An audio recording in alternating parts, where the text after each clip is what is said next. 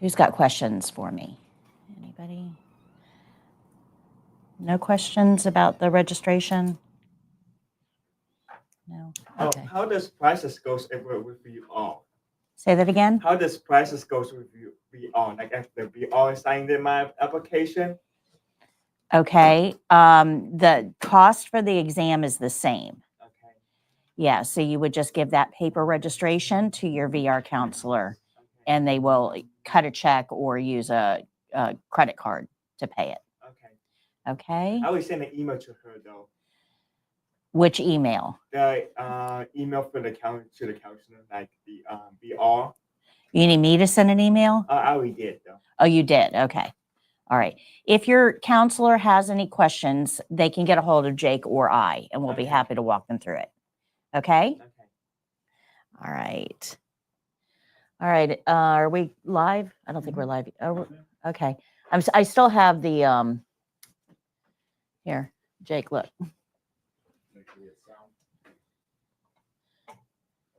I still have the error up there. All right, it's corrected on my end. All right, good. Good. Okay. Last week, guys. It is the last week. Crazy how fast these go. I was actually talking to instructor Saturday, I think it was, and she does 2-day classes. And she's like, how do you do 4 weeks, 8 classes? And I'm like, that's not enough time. I actually need to add on 1 more week. 4 weeks is not long enough. And she says, but I'm doing it in 2 days. And all I could think of is, can you imagine trying to go through all of this information in 2 days? How would you even? So there's things that, we don't have enough time with 4 weeks. So anyway, I told her that, to tune in and kind of watch the replays to see all of the content that is covered. But yeah, it goes way too fast, way too fast. All right. I still think I need another week. I'm going to go ahead and get your scores for chapters 8 and 9. Sheila, Jaden. Thank you. Jaden, do you have 7 for me? Thank you. Ariana? Audrey? Ethan? 90. I didn't even finish the 9 yet. Okay, that's fine. Ashley? I have chapter 7. I've got 7 for you. I've got 90 for 7. Okay. And then 8 and 9? I'll get that. Yeah, okay, no problem. Emily? Mercedes? Martina? 100 on 8, 100 on 9. Thank you. Susie? Amanda? Brittany? 95 and 1. Thank you. Madison? Rain? 90 on both. Rain, do you have 7 for me? Oh, no, ma'am. I have Okay. No problem. And I'm also missing 3. 373. Yeah. No worries. Olivia? Okay. Are you doing okay? Yeah. Okay, good. All right. Okay. Who was it? Miss Boama, Miss Sheila. Sheila. Okay. All right. And what were the scores? 90 and 85. Thank you very much. There's also a comment here. Okay, Coco Head. Just wanted to pop in and say hi. Your videos helped me pass my prometric this past week. Thank you for all that you do. Congratulations. Great job. Oh, I'm super proud. Very good. Another CNA. All right. Any questions before we get started? Any questions? All right, Jake, go ahead.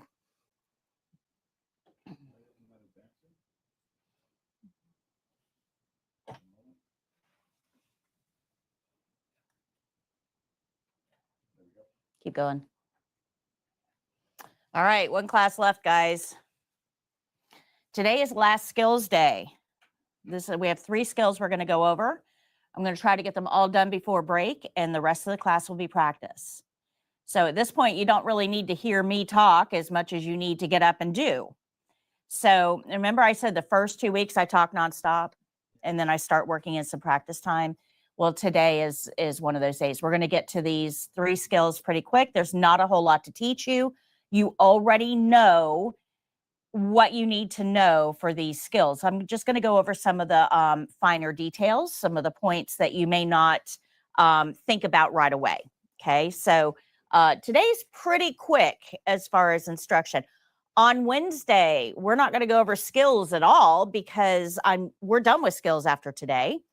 On Wednesday, we're going to talk about employability, continuing education, renewal requirements, how to find a job, how to ace your interview and get the job. Those types of conversations are what we're going to have in class on Wednesday. So you will have about an hour and a half of practice time on Wednesday as well.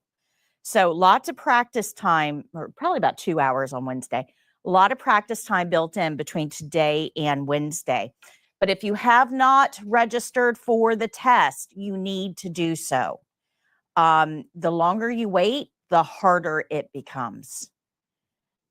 So, okay.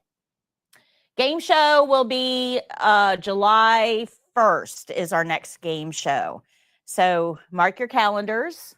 It's the first and third Tuesday of each month. So our next one is July 1st.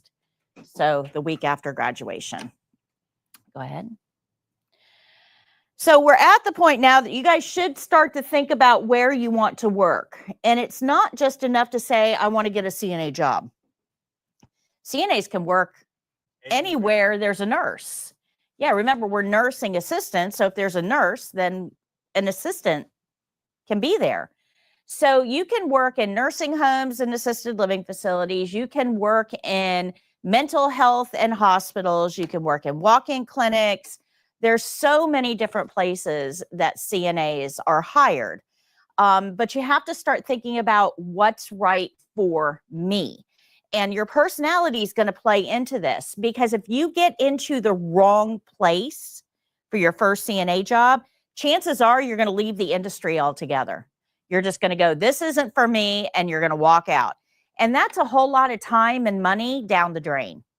I would prefer that you do just a little bit of research to figure out where you're most likely to thrive, and then try to find your first job in that setting. It'll give you the best chances of overall success. So I've done all the work for you. All you have to do is go take the quiz. It's the workplace settings quiz. If you go onto my main 4YourCNA website, about 3/4 of the way down the page, you'll see it's right there on my main page. But it's your ideal workplace. And it's 19 questions. They're based on your personality. So they're personality type questions. And then at the end, it's going to, as personality as related to healthcare.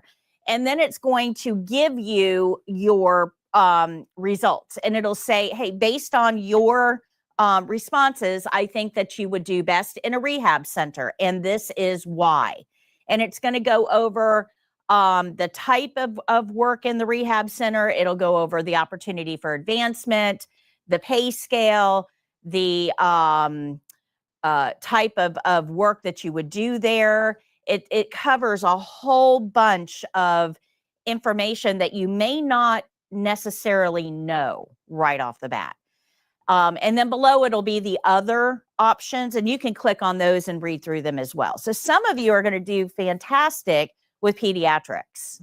I mean, just that's your field, right? Pediatrics. Others, pediatrics just isn't really what you're looking for. You would do much better in a rehab center. Some of you will do fantastic in a hospital setting. But your personality is going to play into this a little bit. If you are a very high energy type of person that is always looking to learn something new, home care is not your friend. Home care is not your friend. For me to go into a home care setting and sit there with one patient, I am going to be bored out of my mind. I just cannot do it. I will last a very short amount of time and I'll be off to do something else. For me, working in a hospital, particularly like an ICU type area where I'm constantly learning, I'm always being challenged. There's a lot of chaos going on. I really am a chaos coordinator. I thrive in chaos. That's really more my setting. But I also did extremely well in hospice because, again, you've got that chaos that you're trying to calm, and to be able to work closely with families and get them to understand the dying process and, process their grief and just provide that overall holistic care. So you have to figure out what type of CNA work you're going to thrive in. Now, if you're the type of person that does not do well with change at all, just doesn't do well with change, the hospital is not the place for you because there's admissions and discharges every single shift. Once you get your schedule, that doesn't mean anything because it's probably going to change within the next 15 minutes. So if you don't do well with change, you have to look at a setting that's very consistent, where you're doing the same thing every day. You have to know a little bit about you to figure out where you belong. Now, I've done all of that for you. Just go take the quiz. It'll tell you what you should be looking at. I've had thousands of people take this quiz, and overwhelmingly, and I've had people that have been working as healthcare providers for years and years and years, and overwhelmingly, they have told me that this is scary accurate. It took me 2 years to develop this quiz. This isn't something I threw together on a weekend. There's a lot of psychology that goes into this. So it will help you narrow it down and increase your chances of getting the right place the first time. All right, go ahead, and we're going to jump right in today with Bedpan. This is going to be on page 147 of your book. This is our overview. So if you look down here, you can see the principles that are involved in this skill. They're all spelled out for us here, and there's nothing new. We know to follow the care plan. We know to do the opening. We know to figure out if we need gloves. We know to use a barrier when we use supplies. We know the patient always has to be in the middle of the bed. We know how to clean our basin, and we know how to do the closing. There's nothing new here. This is all just rehashing what we've already learned. But let's take a look down here because this is going to surprise you. Somebody with your level of experience should be able to do this in 10 minutes or less, and you're going to be doing this on another live testing student. So that means that one of you might find yourself sitting on a bedpan for the test. Don't stress because you're not actually going to use the bedpan. You are going to stay fully clothed. This is pretend. It is pretend. They're going to put a hospital gown on over your clothing. Okay. You're going to stay fully clothed. This person will be positioned in the bed. Charting is not required for this skill. So even though it is a live patient skill, we're going to use a lot of simulation for this one. Go ahead. So page 148 gives us our step-by-step instructions. Care plans at the top of the page. Supplies are at the bottom. You do have to learn your supplies. We've talked about that. And remember, if you do not make your own flashcards, you're probably not, sorry, I've got a nail here that's really bothering me. You're probably not going to remember your supplies if you're not making flashcards. So make flashcards of your supplies or buy the flashcards that we have. I don't care which one you do, just learn your supplies. You're not graded on your supplies. That's not a graded checkpoint. There's nothing that says got the right amount of supplies. There's nothing like that on the state exam. But you're graded on what you do with the supplies. So if you don't get the right stuff, you're not going to do the right steps. Does that make sense? Okay, Jay, go ahead. So here's our care plan. The resident has requested a bedpan. The resident is not wearing undergarments and is able to wipe self. The resident's able to move as directed. I want to go to this sentence right in the middle. Resident is not wearing undergarments. You are still fully clothed and have a hospital gown on for when you're the patient for this. That sentence is there to keep the person doing the skill from trying to take your clothes off during the test. Do you guys understand that? Okay. Because it says in the care plan they're not wearing undergarments, if somebody's trying to pull your pants down during the test, the evaluator can say, stop. The care plan said they're not wearing undergarments. That's why that's there. You won't actually have that in a clinical setting. That is specifically for the exam. The same thing with the last half of that sentence, able to wipe self. Again, in a clinical setting, you're probably going to have to help somebody wipe. I mean, but for the test, if somebody tries to get in your little no-no square, the evaluator is going to say, stop. The care plan says they can do that themselves. It gives the evaluators a reason to stop your action. Does that make sense? So that means that he just gonna pretend give them 20 papers, right? Just hold them to it. Just hold them to it in your hand. Well, we're going to go through the steps in a minute. Okay. We're going to go through the steps, but I need you to understand this. All right. Go ahead. So when we're doing toileting skills, remember that the toileting is going to be dictated by the care plan. CNAs don't get to decide who toilets in a certain way. You don't get to decide, we're going to use a bedpan or I'm going to take you to the bathroom. That's not your call to make. When an RN evaluates the patient, the first question we ask is the patient continent? Are they able to hold their urine? Are they able to go, by themselves, or are they incontinent? Remember we talked about incontinence last week? Yes. Okay, so that's our first question. Are they continent or not? If they're not continent, we have a whole skill for that. We've already learned it.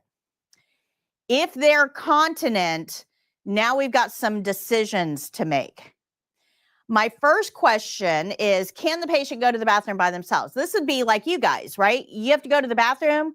You get up and you go. Nobody has to be involved in that. You just get up and go to the bathroom, take care of what you need to take care of, and you're done. You're an adult. You take care of it yourselves. That's what we're hoping for. That's an ideal day for us, if our patients can take care of bathrooms by themselves. We call that bathroom privileges.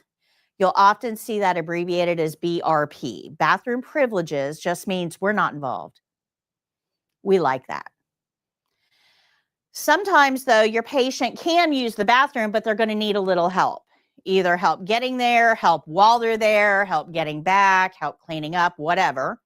That would be bathroom with assist. Okay, those are what we're hoping for. Bathroom privileges, they do it themselves. Bathroom with assist, they go, but they need some help. Now, if none of those apply, we get into some really tricky decisions now. So if my patient can't get to the bathroom to take care of their needs, either with help or without, now I got to figure out how to take care of it without going to a bathroom. Now, my first option is going to be to bring a portable toilet to the side of the bed. We call this a bedside commode. And it looks like this, bedside commode. And it's gives the patient a toilet-like experience. They're sitting on a toilet seat.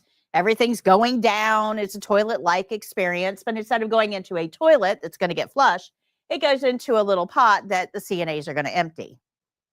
Good. Now the patient might be able to use on their own, or they might need assistance, but it's called a bedside commode. It'll either say BSC, bedside commode, or BSC with assist. Now, if this is out of the question, if the patient cannot get out of bed, now we're left with two final options. So if the patient cannot get out of bed, we either are going to use a catheter or a bedpan. Now, catheters have a huge problem that we're going to talk about in about 30 minutes, in that the infection risk with catheters is very high.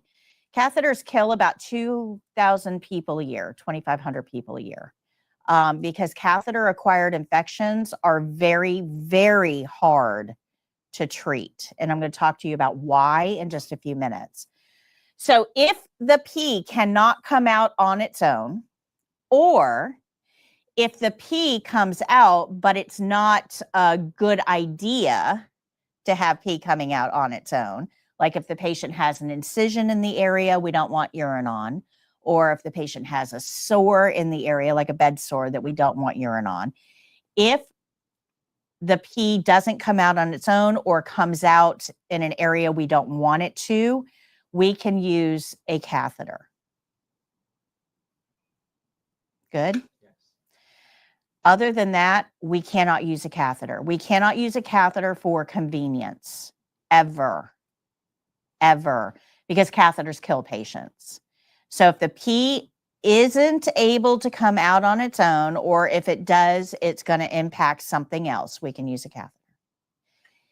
If the pee can come out on its own and the patient can control it, well, now we're left with a bedpan. You guys see how bedpan was the last one on my list? I had to go through all of that to get here. This is not your first line. Good? Does that make sense?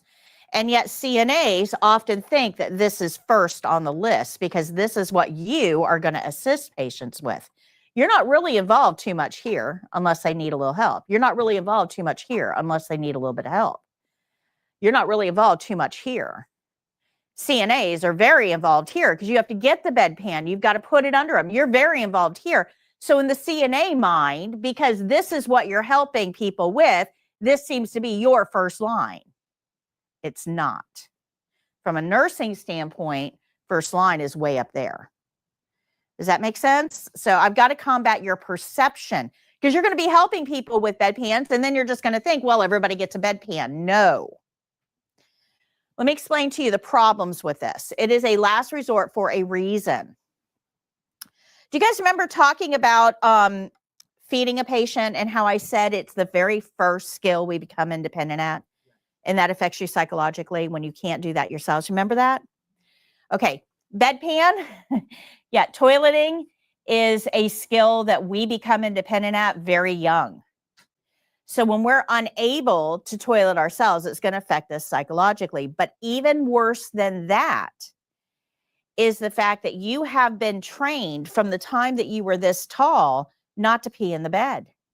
Don't pee in the bed. Don't pee in the bed. And certainly don't poop in the bed. Absolutely not.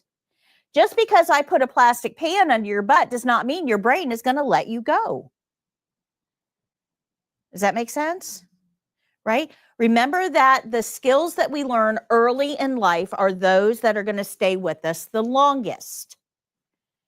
Okay? So if I put a plastic pan under your butt, even if I give you privacy and say, hey, go, you're going to be like, this isn't what I'm used to. This isn't going to work for me. So when we're helping patients with bedpans, we have to use a lot of patience. We might put a patient on a bedpan, leave them for 10 minutes, come back, any success? And they go, no. Okay, let's go ahead and take it out, give you a break for a little bit. Let me know when you're ready to try again. And we're going to do it again. And it may take 3 or 4 tries before we get success. We need to be patient with that. We should not approach a patient like, oh my gosh, you said you had to use the bedpan. Come on, let's go. Do you see the difference there? Okay. So the other issue with bedpans is that it's not private. I mean, yeah, we might pull the curtain, sure. But you've got a roommate on the other side of that curtain. You probably have the roommate's family on the other side of that curtain. You've got staff members in and out of that room. Any sound you make is going to be broadcast. That makes it very hard to use a bedpan. You also have to think about odor management.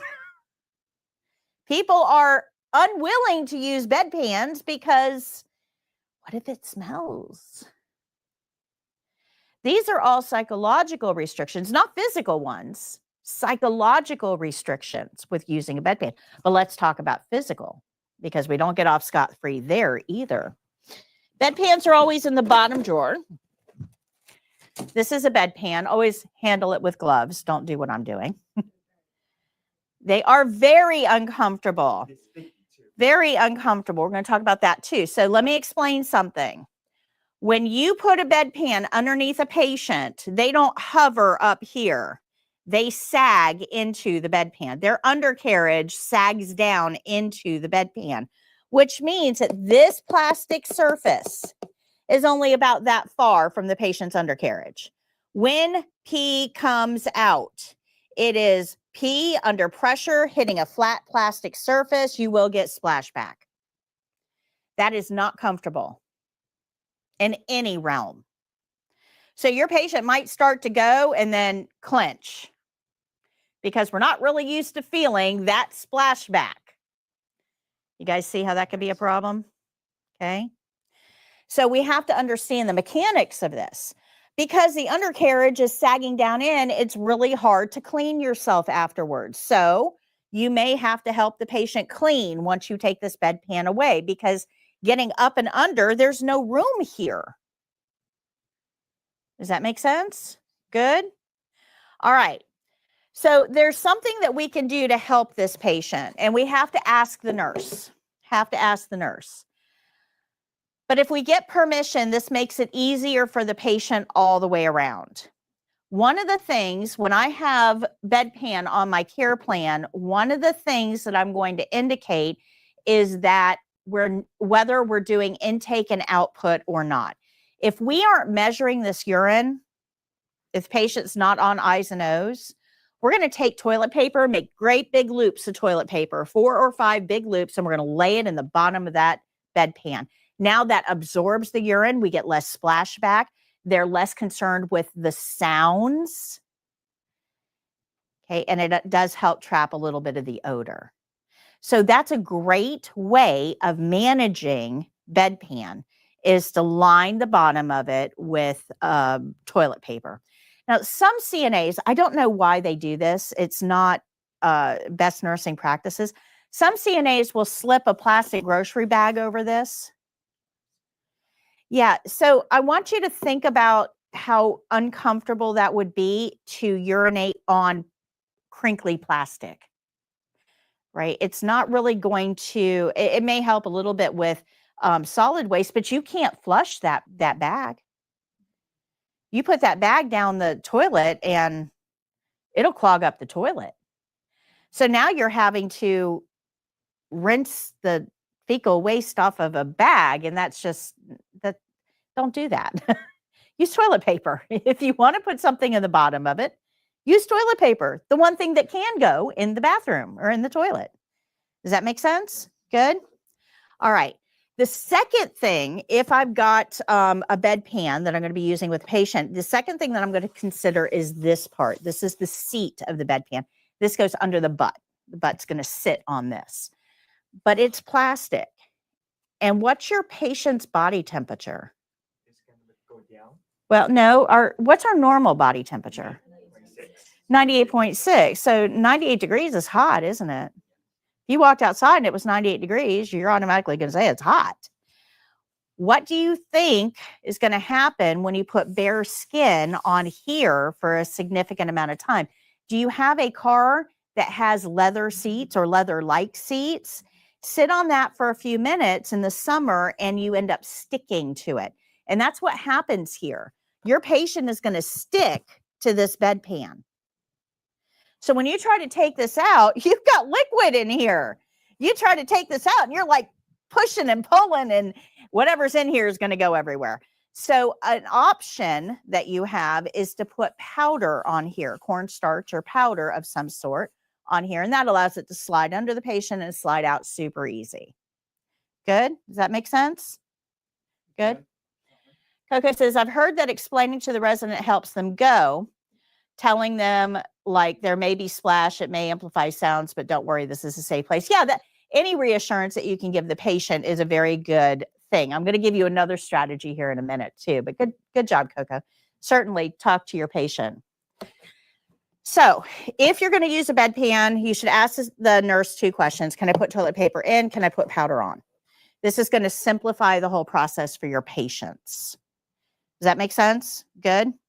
But that doesn't really help a lot with the psychological restriction and the lack of privacy. So anytime that I'm putting a patient on a bedpan in a clinical setting, if the neighbor, the roommate, is able to leave the room, as long as they're not bedbound, this is a great time for me to take them for a walk. Give this patient some privacy. Certainly ask the family to leave.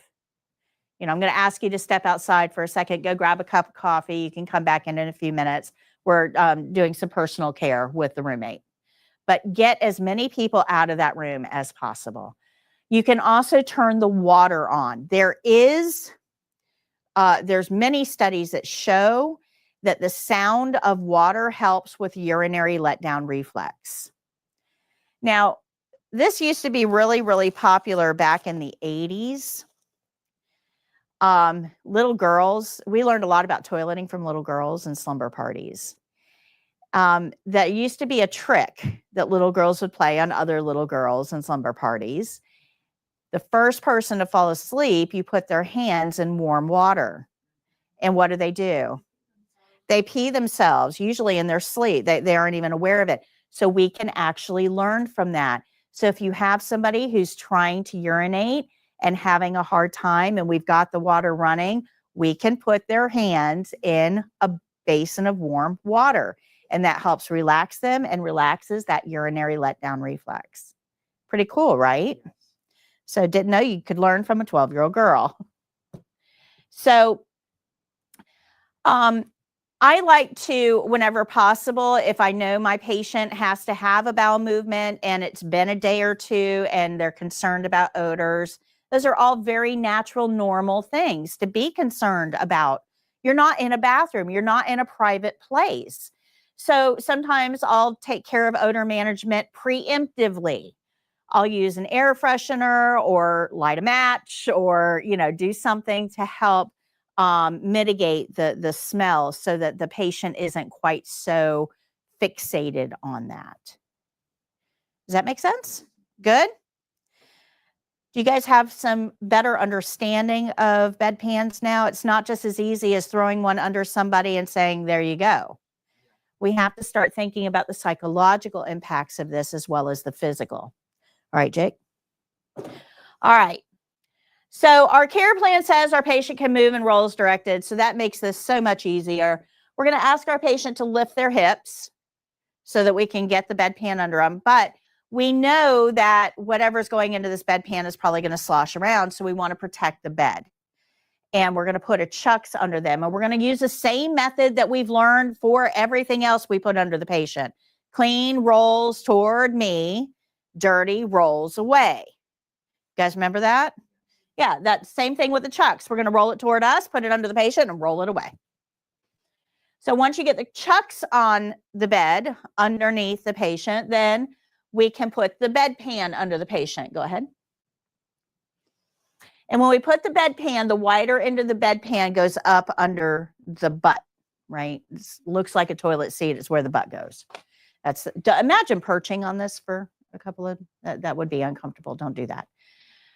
But let's talk about the next step because this is not intuitive. This is the step that a lot of people don't really even think about. So let me explain. Oh, geez. Their neighbors love them in the morning. Thank you so much.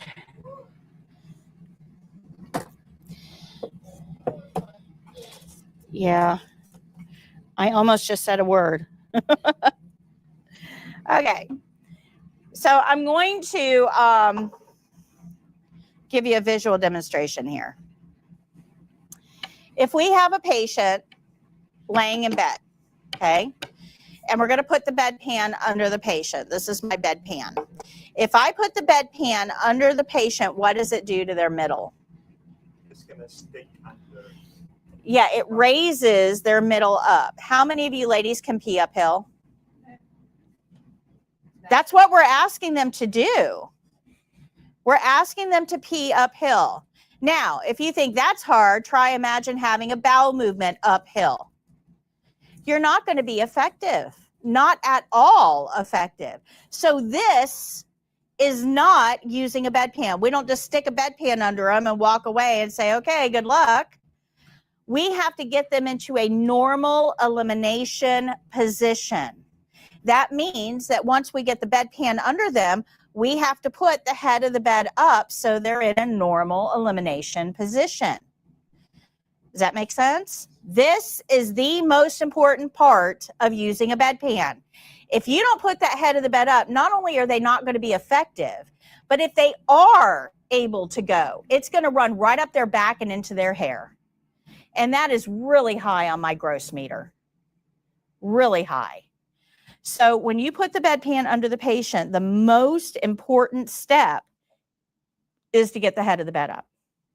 Now, they're sitting on that bedpan. Their body weight is pushing it into the mattress. You can't get it out from under them with them sitting on it. So we have to put the head of the bed back down to remove the bedpan. Good? Make sense? So the most important step of bedpan has to do with the head of the bed, not the bedpan. But with all that movement of the head of the bed, whatever's in there is probably going to slosh a little bit, which means we have to have the chucks underneath the bedpan. Make sense? Yes. Good? Go ahead, Jake. Okay, so we know that once we get the chucks and the bedpan under the patient, we're going to put that head of the bed up. Now, when I put that bedpan under the patient, my care plan said they were not wearing undergarments, so I'm touching bare butt skin. I don't want to put that chucks or that bedpan under the patient without gloves. I don't want butt juice on my hands. So I'm going to put gloves on to do all of those things. But now that I've got the bedpan under the patient, I need to put the head of the bed up. Do I want to touch that bed controller with butt juice gloves? No. No, so I should take my gloves off before I put the head of the bed up. Good? Make sense? You need to wash your hands after you take the gloves off. So the answer to that is yes and no. I know. So helpful, right? If you are working in a setting where you're going to put a patient on a bedpan and leave them there in privacy for a few minutes to do their business, if you're leaving the room, you have to wash your hands. We got to remove the patient's cooties before we move on. But for the test, we don't have anywhere else to go. We only have one patient, the one in the bed. We don't even have a facility to go to. We have to stay in the room on the other side of the curtain. So because I'm not leaving the patient environment, I do not need to wash my hands for the test. Do you guys understand the difference there? Yes. If you're going to leave the patient environment, you have to wash your hands. If you're not leaving the patient environment, you don't have to wash your hands because you're staying in that environment. Good? Good? You can always wash your hands if you want to.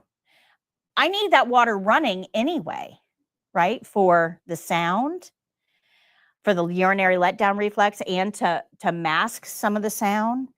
Let me give you a good example of this. Have you ever gone to a public bathroom and it's completely quiet and you sit down and you know somebody is in the other stall, but it is dead silent?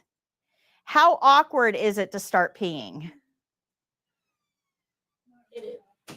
Okay. For some people, this can be a very big deal.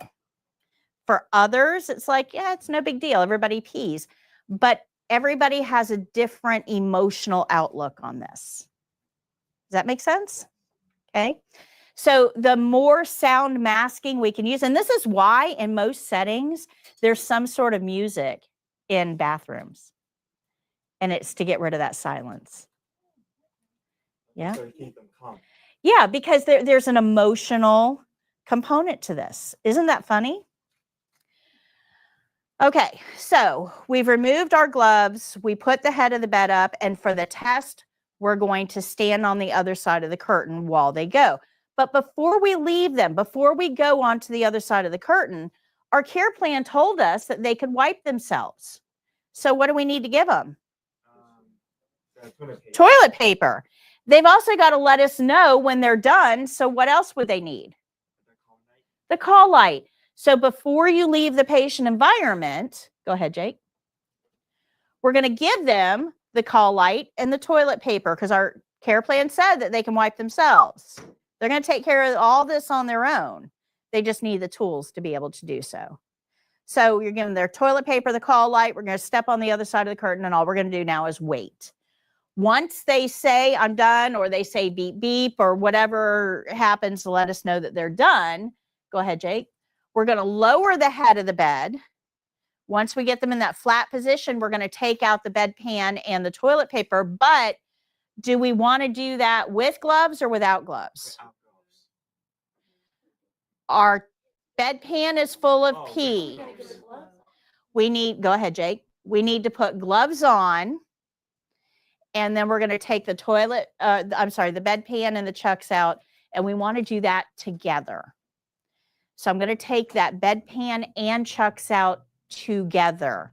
The reason for that is we cannot carry an open container of urine anywhere.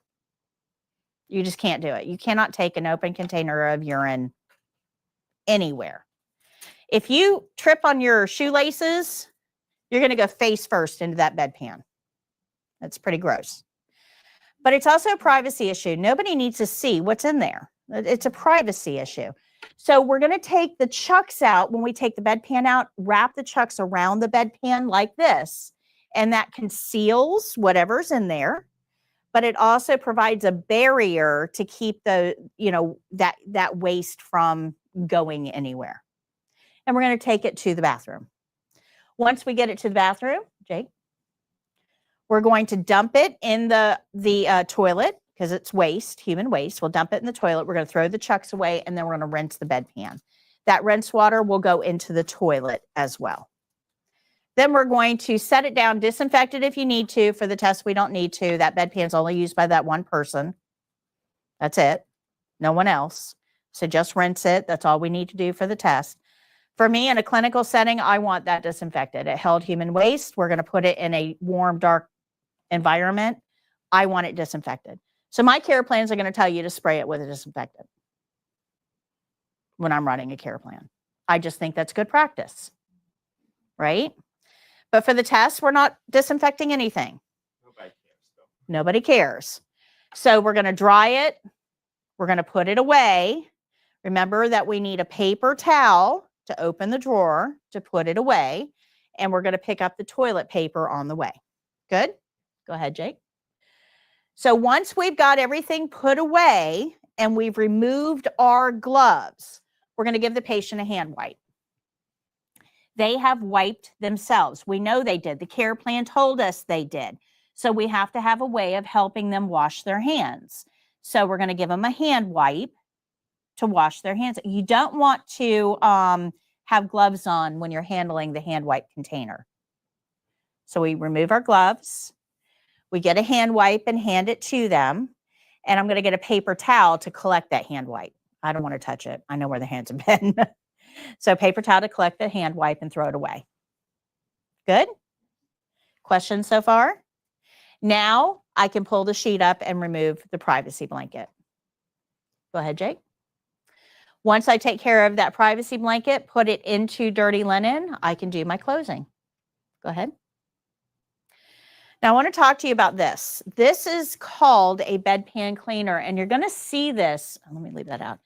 You're going to see this in acute care clinical settings like hospitals, rehabs, some nursing homes. But their toilets in acute care clinical settings look like this. You've got the seat, you've got the bowl, and you've got all these exposed pipes and grab bars. But on this vertical exposed pipe is something that looks like a little shower head. That pivots forward. And when it pivots forward, it sprays into that toilet bowl. This is called a bedpan cleaner. And it allows you to clean the bedpan right over the toilet. So you're not using the sink, much more hygienic. This is great. But you have water under pressure hitting a flat plastic surface. So you're going to get splashback. So that means that we want to dress for the job. You don't want particles of fecal matter or urine on your uniform that you're going to go back and forth into all these other patients' rooms with. So we're going to put on an isolation gown over our clothing, and we're going to cover all the holes in our face with a mask and shield. So we want to cover all of this while we're using a bedpan cleaner. Very effective. Highly recommend, as long as you're dressed for the job. Good? Good? Okay, go ahead. All right, so let's talk about this bedpan positioning, because there's a part here that you probably aren't going to think about if I don't bring it to your attention. When we put the head of the bed up, we have to think on the body where this mattress bends, right? So when we're sitting, the mattress is going to be bending right here. Where are we putting the bedpan? Right there. So when we put the bedpan in place and then we put the head of the bed up, even though that bedpan is right where it should be, as that bed moves, that bedpan's going to shift either up or down, because the bedpan is flat, but the bed is bending. Does that make sense? So what we want to do is have that bedpan shift down so they're sitting on it, not up where it's against their back. So when you're placing the bedpan, it's always a good idea to place it a little further in the front rather than too far back. That way, as the bed bends, it shifts to the front. But you can always ask the patient, once you're putting the head of the bed up, feel free to adjust the bedpan as you need to, so you're sitting on it. You have to always keep in mind that when we put the head of the bed up, that bedpan is going to move because it's sitting right on the crease where the patient bends. Good? Does that make sense? Go ahead. All right.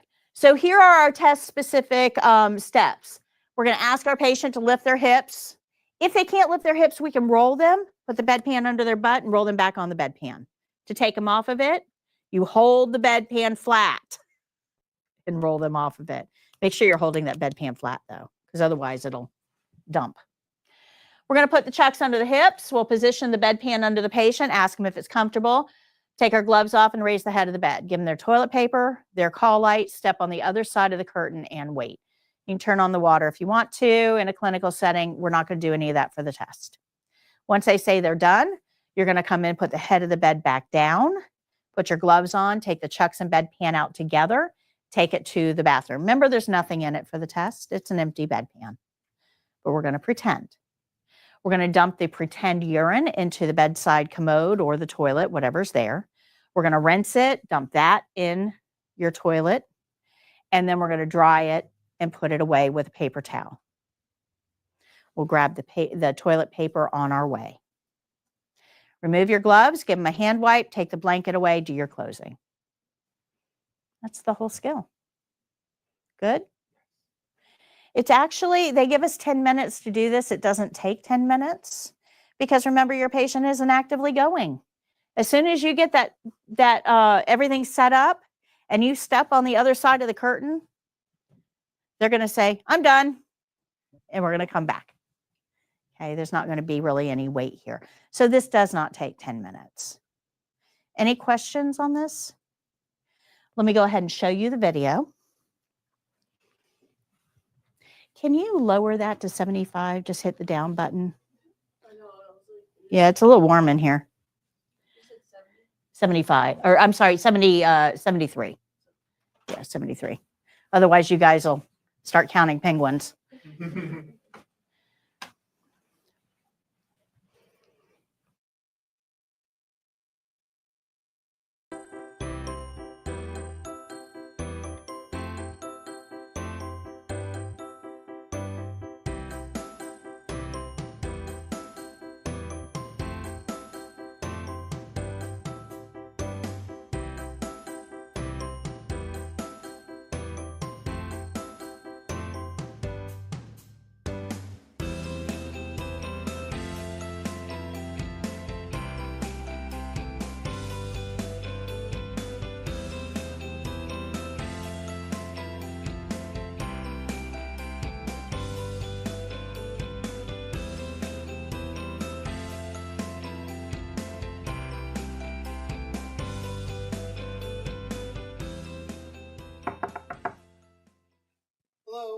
Hi, Mr. Jones. My name is Patty. I'm your CNA today. How are you? I'm well. How are you? Fantastic. I understand you need a bedpan. Can I help you with that? Yes, please. Okay, I'm going to close your curtain, wash my hands, get my supplies, and I'll be right back.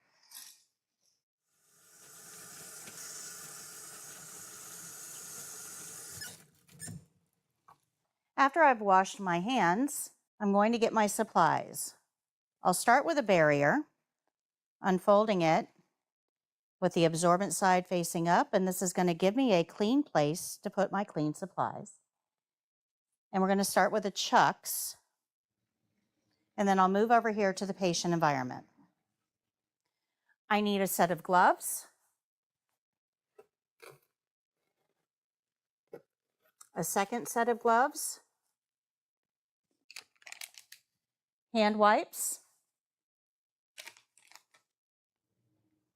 and I'll need the bedpan, which will be in the bottom drawer. I'm going to open the drawer, but I'm not going to touch the bedpan until I put my gloves on. We'll go ahead and put the gloves on.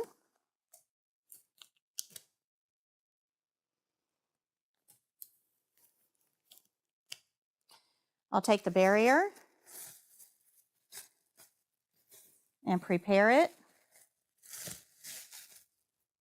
by holding it up with the absorbent side facing me, and I'm going to roll it toward me.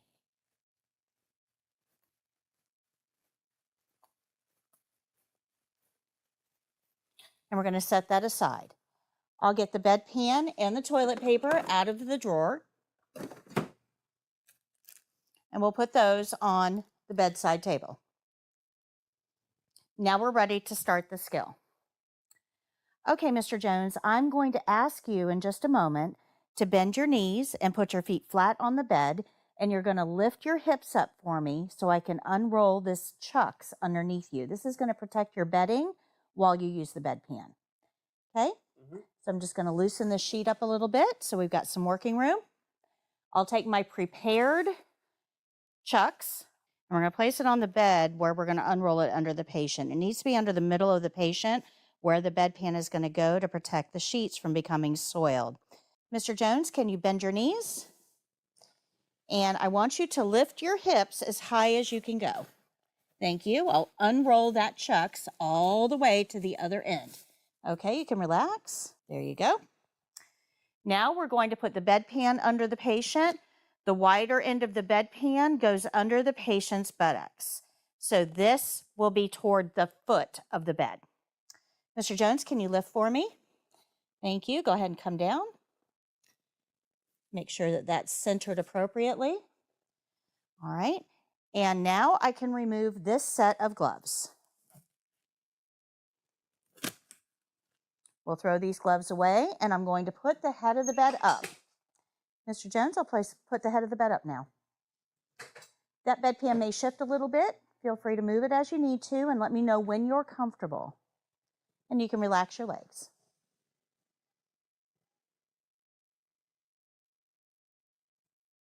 So you comfortable? Okay. Here's your toilet paper. Here's your call light. I'm just going to step on the other side of the curtain and let me know when you're done. Okay, Mr. Jones, are you done? I am. Very good. Let me lower the head of the bed.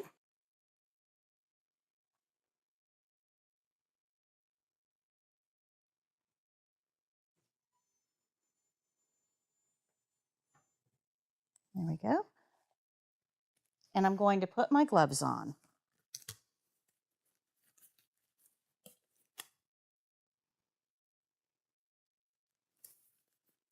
All right, Mr. Jones, in just a moment, I'm going to ask you to bend your knees and lift your hips off of the bedpan. But wait until I tell you because I need to hold that bedpan flat. Okay. Okay? I'm just going to move this out of the way. I'll take a corner of the chucks. Go ahead and bend your knees. Don't lift yet. I'm going to take a corner of the chucks and hold the front of that bedpan down as he lifts. Go ahead and lift. And I'll pull the whole chucks and bedpan out. Relax. And we're going to take this to the bathroom for disposal. I'll bring the bedpan over to the patient bathroom area.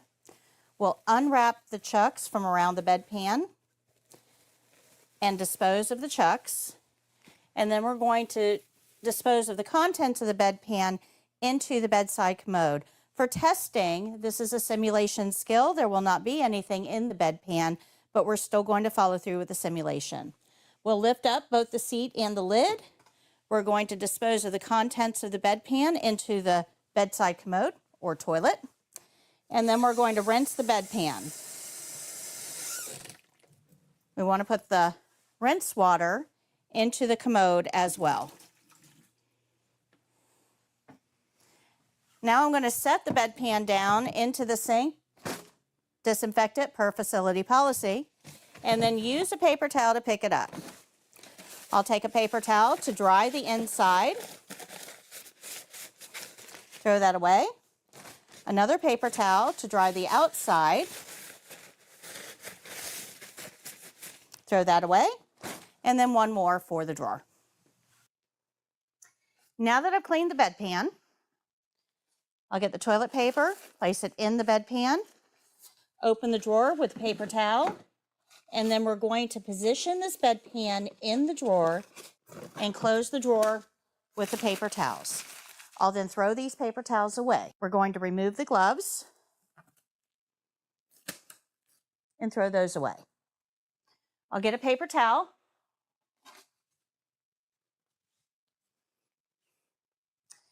Mr. Jones, I'm going to give you a hand wipe so you can wash your hands after using the bedpan. Go ahead and take a hand wipe.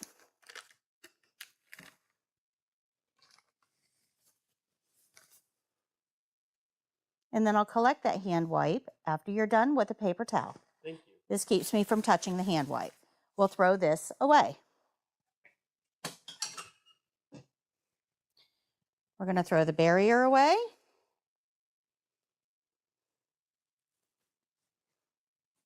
Clean our work environment. So I'll pull the sheet up, make sure that it looks good. And here's your call light, Mr. Jones. If you need anything at all, just press that red button and we'll be happy to come back and help you. I'm going to remove your bedside table and open your privacy curtain.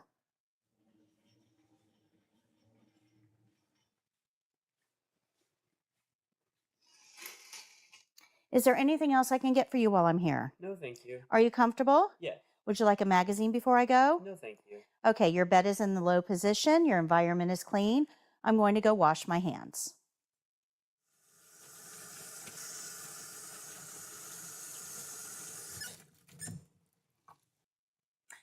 After washing my hands, I'll review the care plan, think about my skill, make any corrections, and then tell the evaluator my skill is done.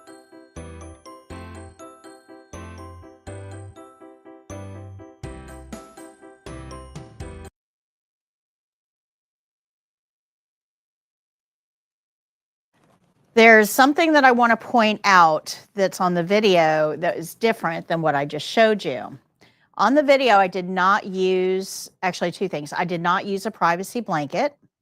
You can if you want to, but the testing standard says keep the patient covered with a sheet. I personally don't like that. I want a privacy blanket because chances are that sheet's going to get urine on it. I'd rather have it completely out of the way. But I'm showing you testing standards on these videos. The other thing that's in the video that's different than if you watch my previous video is that I use the overbed table to hold all of my supplies. For this particular skill, I don't like using that table because this is an eating surface. Your patient is going to eat their meals here. And even with a barrier on it, it's still pretty high on my gross meter to have a bedpan on an eating surface. It's just gross.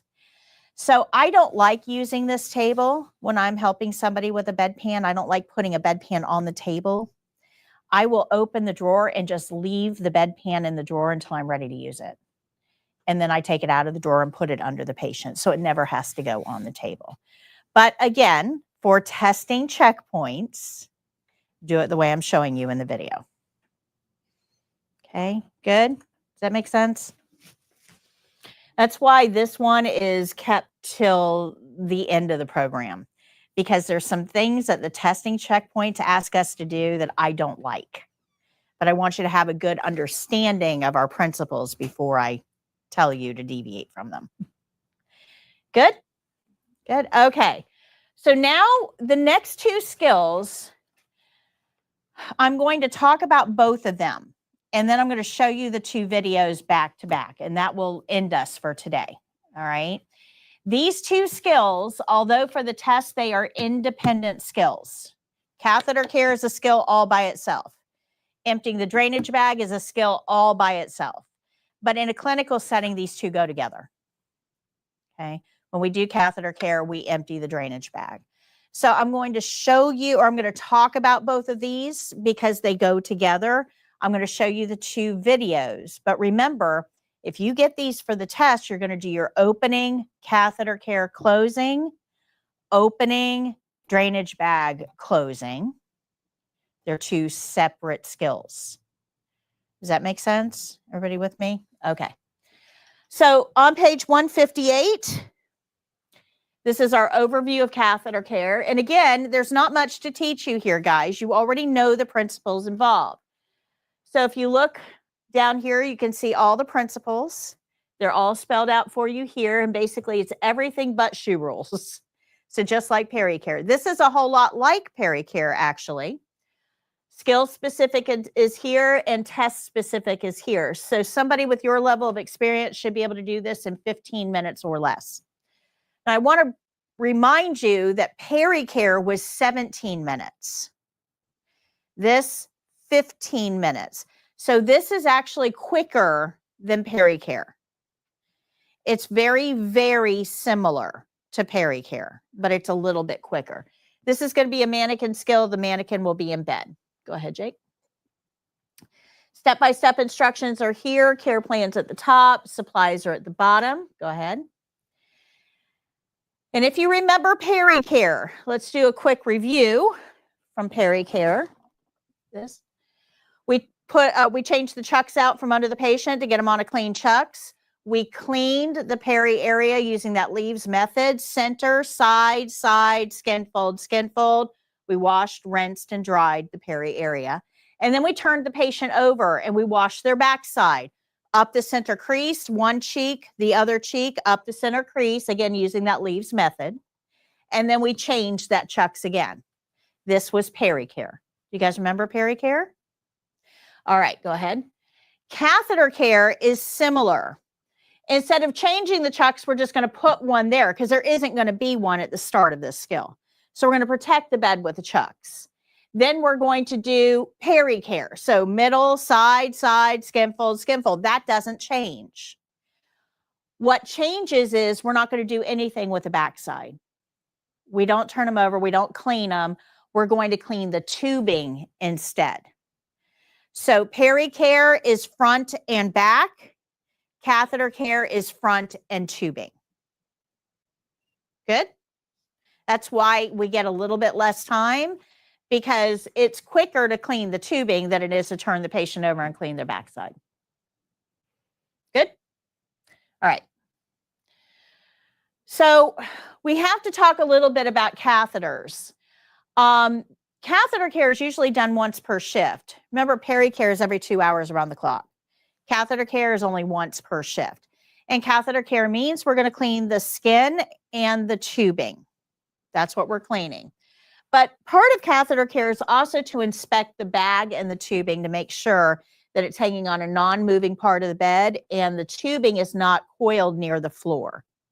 We don't want anything to pull this catheter out. Go ahead. So when we come to catheters, I like to show you guys this because there's a lot of fear around catheters when it comes to CNAs. And if I don't dispel that fear, you probably won't care for catheters as well as you should because you're afraid of them. So catheters, catheter systems, I should say, come in two pieces. This is a catheter. This is the bag the catheter attaches to. They're two separate pieces. They connect together. And once they're connected, you should not disconnect them for any reason. Okay. CNAs can be trained to change the bag out. But generally speaking, as a brand new CNA, these two pieces need to stay connected. You have to have training to disconnect. And I'm going to explain why in a second.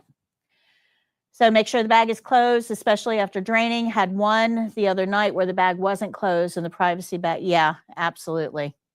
Yep. They have to be closed. We're going to talk about that in a minute. So this is what we call a closed system. We have our catheter here and we have the bag it's attached to, and it is a closed system. So in order to keep it closed, to keep bacteria from getting in it, this is what she's talking about. The port has to remain closed. We don't want an opening for bacteria to get in here. Okay, good. There's three places that bacteria can enter this system. We're going to talk about that real quick. But I want to explain to you what all of these parts are. This looks very complex. It's not. This is the catheter itself. The catheter has some little holes at the very top of it, and this sits inside the bladder, and the urine goes down through those holes into the bag. Holes. This balloon is what holds it inside the bladder. Keeps it from coming out. This is the catheter tubing, and then down here we have two ports. One port connects to the bag. The other port is how I inflate and deflate this balloon. So as a nurses put catheters in, nurses take catheters out.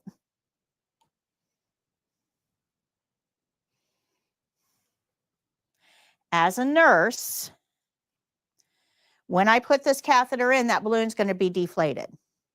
And it just slides right in. Once I get the catheter in place, then I'll inflate that little balloon with water, and that just holds it there. That's all that's on the inside. The only purpose of this is to hold it in place. If I didn't have that balloon, it would literally slide out like spaghetti. It wouldn't stay in. Now, to take the catheter out, when we're done using it, I would use a syringe, pull the water out, and it just slides right out. So that's a catheter. Good? Okay. That catheter, it connects through a port into a bag. This is the tubing of the bag. This is the bag itself. It's got markings on it, and it's got a little emptying port. And then it's got a house that emptying port lives in. And that's what you see here. These are the measuring marks. We do not use these. These are used by nurses to eyeball estimate. These are not used by CNAs, these markings. CNAs have to empty the bag and physically measure the urine. We don't get to eyeball. Make sense? To empty the bag, we remove the port from its little house, and there is a T-valve here. This T-valve should remain closed.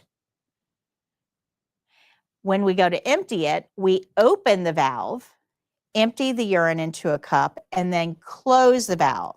It has to be closed before we put it back into its little house. Good? When we're handling this, we're going to talk about this on the next skill, but when we're handling it, this port does not get touched by anything. Not my hands, not the cup, not the bed, not anything. I cannot touch this section here. So when I'm opening this, my hand has to stay below the T. Okay? So I'll pass this around so you guys can take a look.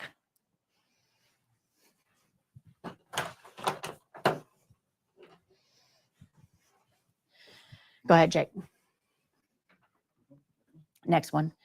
All right, so these are two separate pieces. And the reason they're two separate pieces is the catheter itself is designed to be left in place for up to 30 days. So catheters are going to be changed out by the nurse about every 30 days. Go ahead. But the bag itself is usually changed out once a week. CNAs can be trained to change a bag, but as of right now, that's not your job responsibility. You'd have to have extra training for that. Good? Good. All right, so bags usually last about a week. Catheters can last up to 30 days. Go ahead. CNAs, your responsibility is to clean the catheter and the skin around it to make sure that the bag is hanging on a non-moving part of the bed and the tubing is not kinked or coiled near the floor. Remember, you can be trained on changing the bag, but not as of right now. That would be an additional training. Go ahead. You guys remember this? This is why catheters are so dangerous. Go ahead. So urinary system review. We got some kidneys. They filter blood, make urine. Urine drips down into the bladder. We got a valve at the bottom of the bladder that keeps the urine in the bladder. Normal urinary system. Go ahead. When we put a catheter in, the system still works. Everything is still exactly the same. We're just using that tubing to hold that valve open. That's all we're doing. Using that catheter to hold the valve open, bless you, and collecting the urine inside the tube. So if we hold the valve open, that means urine's going to come out. What we want to do is direct it out through a pathway we provide. That's what the catheter does. That's all a catheter does. It's just holding that valve open and directing the urine through a tube. Now, what we want is for that catheter to just barely fit in that urethra.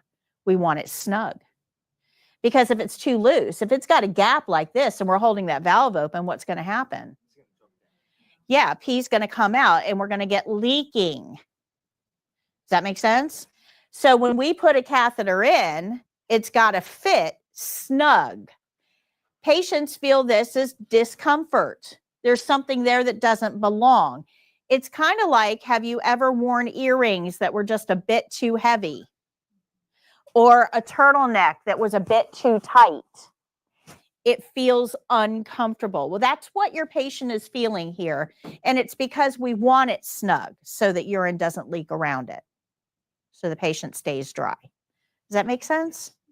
Okay, go ahead. But that poses a problem. That whole system poses a problem. Because if you remember, when we talked about catheters, or I'm sorry, about infection control and pericare, you know, when we were cleaning pericare, I told you there were a couple of bodyguards, a couple of bouncers hanging out in the urethra. And if bacteria kind of came up one at a time, you know, your white blood cells, your body's natural bouncers would just get rid of the bacteria before it became a problem. Well, when we put a tube there, we bypass your natural defenses. So if we let bacteria into this system anywhere, it's going to jump out into your bladder without ever having encountered any of your defenses. So there's no way to if bacteria gets in here, there's no way to catch it before it gets into your bladder. And it even gets worse than that. Because if we let bacteria in here, bacteria don't need little boy bacteria, little girl bacteria to make baby bacteria. All we need is the right conditions. We need warm, dark, moist food supply and enzymes. That's it. So when we get in here, urine has the food supply and the enzymes those bacteria need. So we get bacteria in this bag. We have warm and we have moist. Now we don't have dark because the urine bag is clear on purpose. So if you're putting that urine bag into a fabric covering bag, I want you to remember you've just added dark. And that can increase the likelihood of bacterial infection. Do you guys understand that? Okay. So the bag is clear on purpose. But if we get some bacteria in here, it has everything else it needs. So your bacteria are going to start to procreate. And this bag is going to get a little full of bacteria. So they're going to start to climb and climb and climb and climb. And once they get into the catheter itself, now it's dark and the food is fresh. So they're really going to start ramping up. So once the bacteria start to climb, the only way out is right into your bladder. So this becomes an overwhelming infection that quick. Your patient goes from I'm fine to, oh my gosh, I'm super sick in 30 minutes. And it's because it's not 1 or 2 bacteria that are invading. It's 1 or 2 trillion. That quick. Now that's a problem, obviously. Does that make sense? Good? Okay.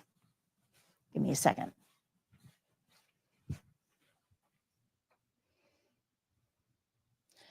All right. So there's a couple of different types of bags here. We have a catheter. Remember, a catheter is going to get switched out about every 30 days by the nurse. That catheter can attach to all different types of bags. Every catheter has the same plug, basically, okay? The same port at the end. This is called a leg bag, also known as a stadium bag. You okay? Also known as a stadium bag. This is a little more discreet option, specifically for people who are out in the community, because nobody wants to carry a suitcase of urine with them. People will stare. I'm still showing up here. I'm still showing live on my end. All right, we're good. We just disconnected on my side. Okay, good. All right. So leg bags are a little bit more, thank you, Jake. Leg bags are a little bit more discreet option. This is going to, can you advance for me? This is going to attach the inside of the thigh or the calf, and it can be hidden under clothing very easily. So nobody knows this patient has a catheter. In fact, you probably have people walking around. Any big box store that you're in, there's probably one person in there walking around with a catheter, and you would never know it because you can't see it under their clothes. So go back for me, Jake.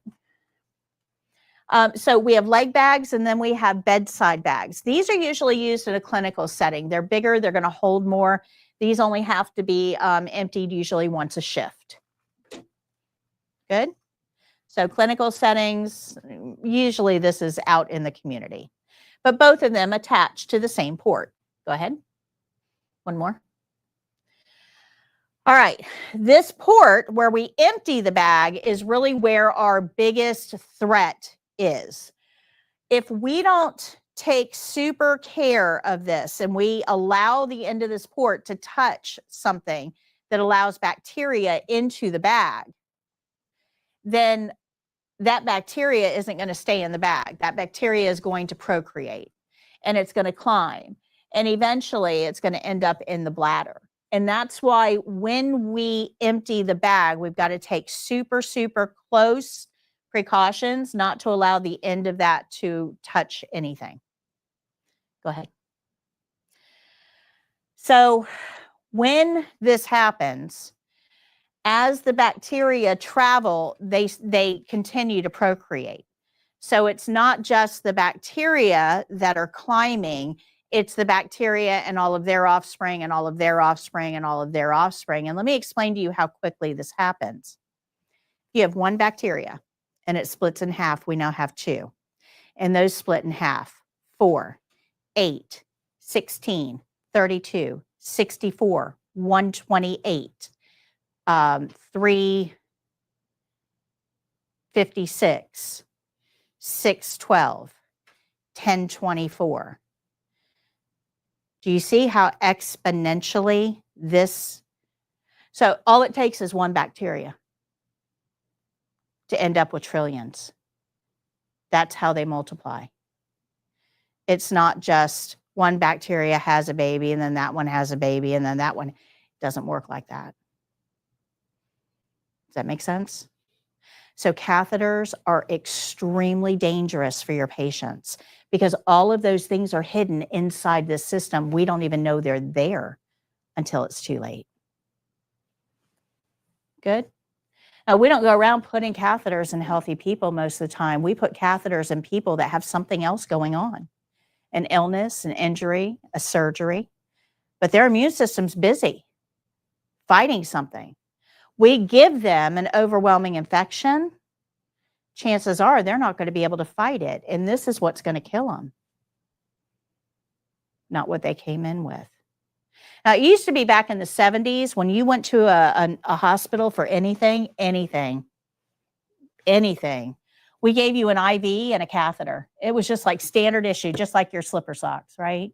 Here's a gown, some slipper socks, here's a catheter and an IV. We gave it, you got them all. And it took us a while to figure this out, that our patients were dying, not from what they came in with, but some other infection they got when they were here. And it took us a while to kind of process through this and figure out where this was coming from. And a lot of the times, most of the time, it was coming from a catheter.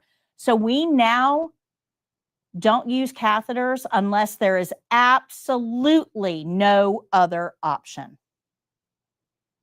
Make sense? Now, where we still do use catheters routinely is in surgeries and during childbirth, although they are starting to get away from it a little bit in childbirth. But when you get an epidural, you certainly can't walk to the bathroom to see to your own needs because we've numbed everything from the chest down. You're not walking anywhere. And you're not going to be aware of when you go because we've numbed everything down. So when you push baby out, you push everything out. It is not selective. Anything that is inside your body when you're pushing is coming right out. That's just part of the pushing process. So a lot of times, especially if we give you an epidural, you're going to get a catheter too. And that just helps control the flow of urine. They are starting to get away from that a little bit though. And in surgery, we often put a catheter in surgery because we don't want you peeing on our sterile field. When we put you to sleep, we put everything to sleep, including that valve. So the valve gets all floppy and wide open and whatever's in you comes out. So in surgery, you often get a catheter. In childbirth, you often get a catheter. We can't really do much about the surgery thing. Childbirth, we are starting to rethink that strategy a little bit. Good? Questions? But remember that catheters can be dangerous. So the three main points of danger here is the port where we empty it. We've talked about that. Where the connection between the bag and the catheter itself, where they connect together, we can let bacteria in. That's why you have to have special training to do this. And the third place, which is the most dangerous place to introduce bacteria, is when the nurse puts the catheter in, because we're introducing right into the bladder. There's no climbing. The bacteria are just hitching a ride. So nurses are the ones that put catheters in because of the infection risk. CNAs can change bags with training. CNAs can empty the bags after today. It's furthest away from the body. Good? Questions? Okay. So bags should not hang on the floor. They should hang above the floor. You never want a bag to touch the floor. Again, bacteria. But you also want that bag to be on a non-moving part of the bed. Can you imagine putting the head of the bed up and pulling a catheter out because the bed moved and pulled? So make sure that it's on a non-moving part of the bed. Go ahead. Never lift a bag above the level of the patient's hips.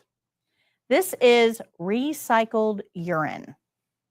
When you raise the bag above the hips, whatever's in that tubing is going to go right back into the patient. And I don't know about you, but urine really should be a one-way trip. I don't want recycled urine. Thank you very much. That's just gross. But along with that is going to be every bacteria that's in that bag. It's like a water slide. They just catch a ride right into the bladder. So never raise a bag above the level of the patient's hips. Now, I watch a lot of Discovery Health and those types of shows, and I can't tell you how many times I've yelled at the TV. My husband is like sick of me. But you'll see somebody walking a patient, a patient care tech or somebody walking a patient down a hallway and they're holding the urine bag up. Or they have it hanging on the IV. You are just swishing all of that urine right into their bladder. That's gross. The bag should always be below the level of the patient's hips. Does that make sense? Good. All right. Sometimes patients pull these out. Yeah, remember it's snug, it's uncomfortable, doesn't belong.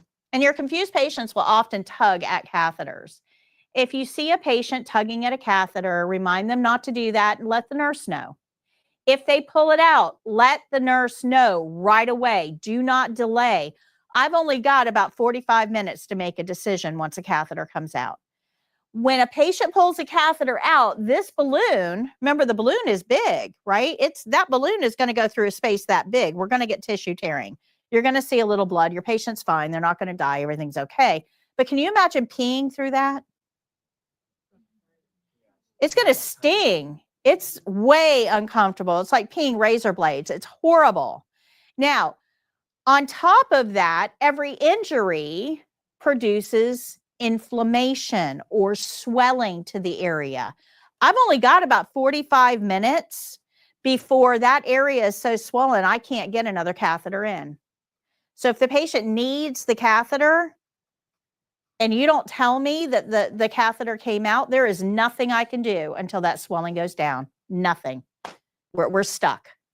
So if the catheter comes out, make sure you let the nurse know right away. Don't delay on this. Don't delay. I've had CNAs that told me at the end of the shift, oh yeah, I forgot to tell you that patient's catheter came out. When did it come out? Oh, I don't know, maybe 3 or 4 hours ago. It was before I went to lunch. Well, I have no options now, none. What do you want me to do about that? Now I've got a completely uncomfortable patient that could possibly have urinary retention, and you didn't bring this to my attention. That's a problem. Do you think I'm likely to trust that CNA? No. Because whose license is at risk here? Right. So when a catheter comes out, go ahead, Jake. When a catheter comes out, we need to let the nurse know. But by far, the most common reason that a catheter comes out is not because a patient pulled on it. It's because of the CNA. By far. CNAs pull out way more catheters than patients do. Because when patient tugs on that catheter, they feel it on the inside and they usually stop tugging because it kind of hurts, right? That balloon. If the tubing is coiled near the floor, your feet will get tangled up in it and you will pull it out. Absolutely. There's no doubt about this. If it's coiled near the floor, your feet are going to get tangled in it. But this isn't the only way. When we turn a patient over in bed, if they've got a catheter and we trap that catheter between our leg and the bed, when we turn that patient, we'll pull that catheter right out. When we transfer a patient from bed to wheelchair, remember that skill that we learned last week? If the catheter bag is on the other side, when you lift that patient up and put them in the wheelchair, you'll pull that catheter right out. When you ambulate a patient and you stand them up, if you aren't looking for a catheter and you start walking, you'll walk them right out of that catheter. Yeah, we pull out way more catheters than patients do. And this is the problem where we run into CNAs not telling nurses because CNAs don't want to get lectured. So you hide it. Who's the one that's going to pay for that? The patient. Absolutely. And I'm certainly not going to trust you because if you're hiding this, what else are you hiding? What else, have you been dropping my patients and not telling me about it? So ethics goes a long way with these skills. Does that make sense? We don't expect you to be perfect. We don't. But we do expect you to be ethical and own up to your mistakes.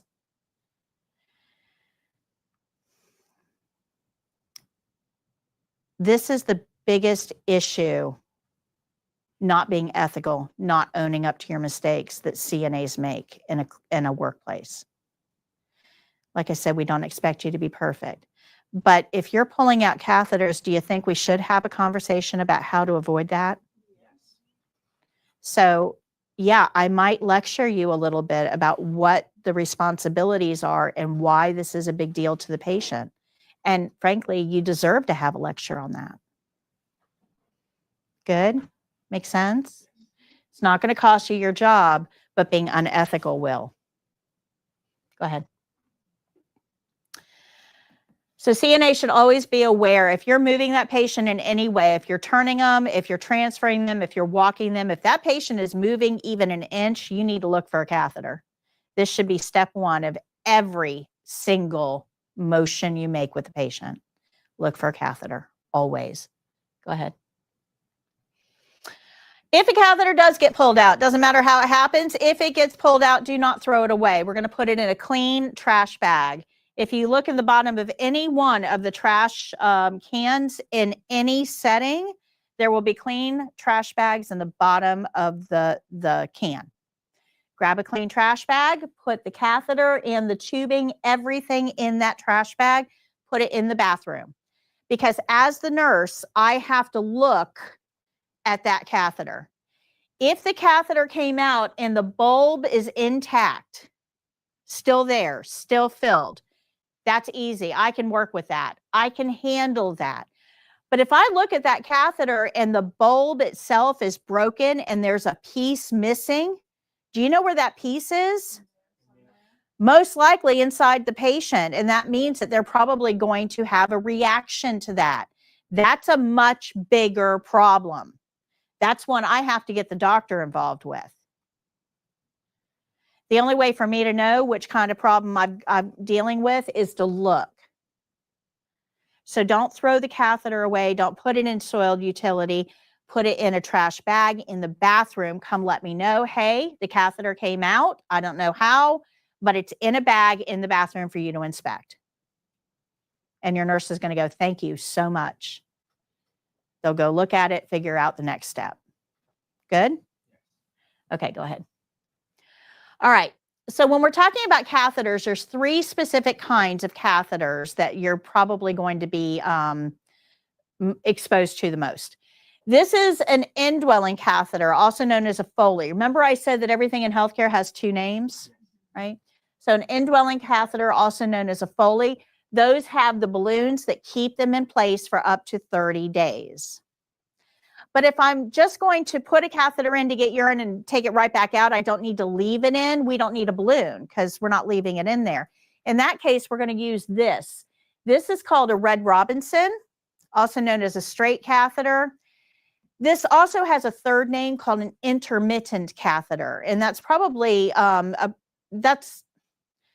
most common name for it is an intermittent cath, straight cath, Red Robinson. The guy who invented its name was Robinson.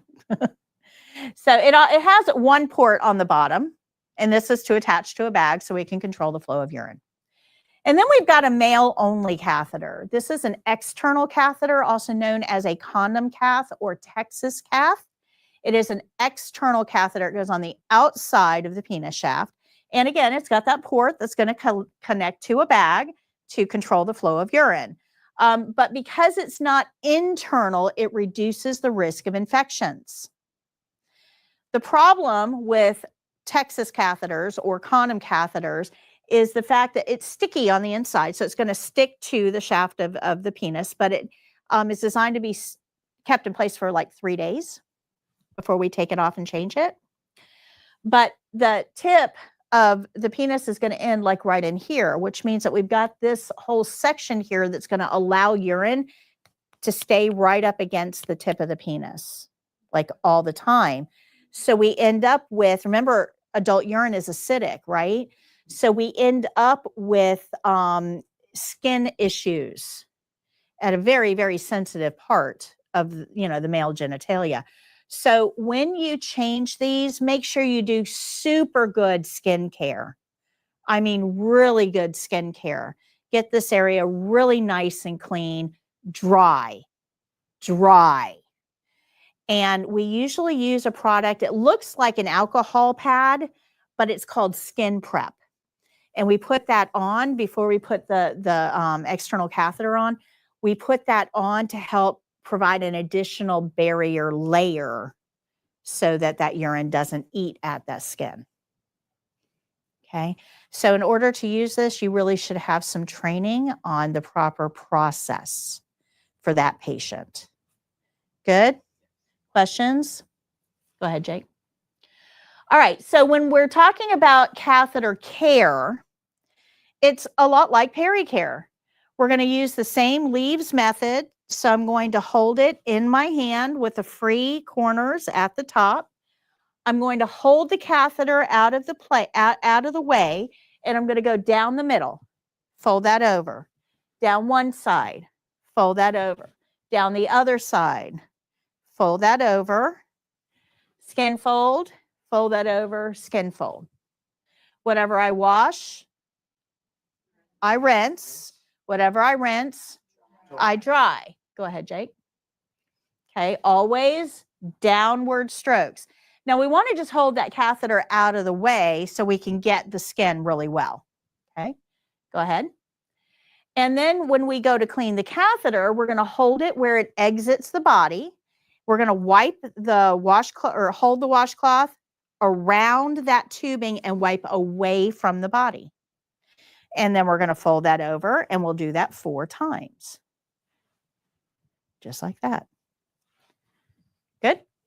Whatever we wash, and whatever we rinse, we dry. That's it. Easy. Go ahead. Oh, back up real quick. So our care plan tells us to provide catheter care with soap and water to a female resident with an indwelling urinary catheter.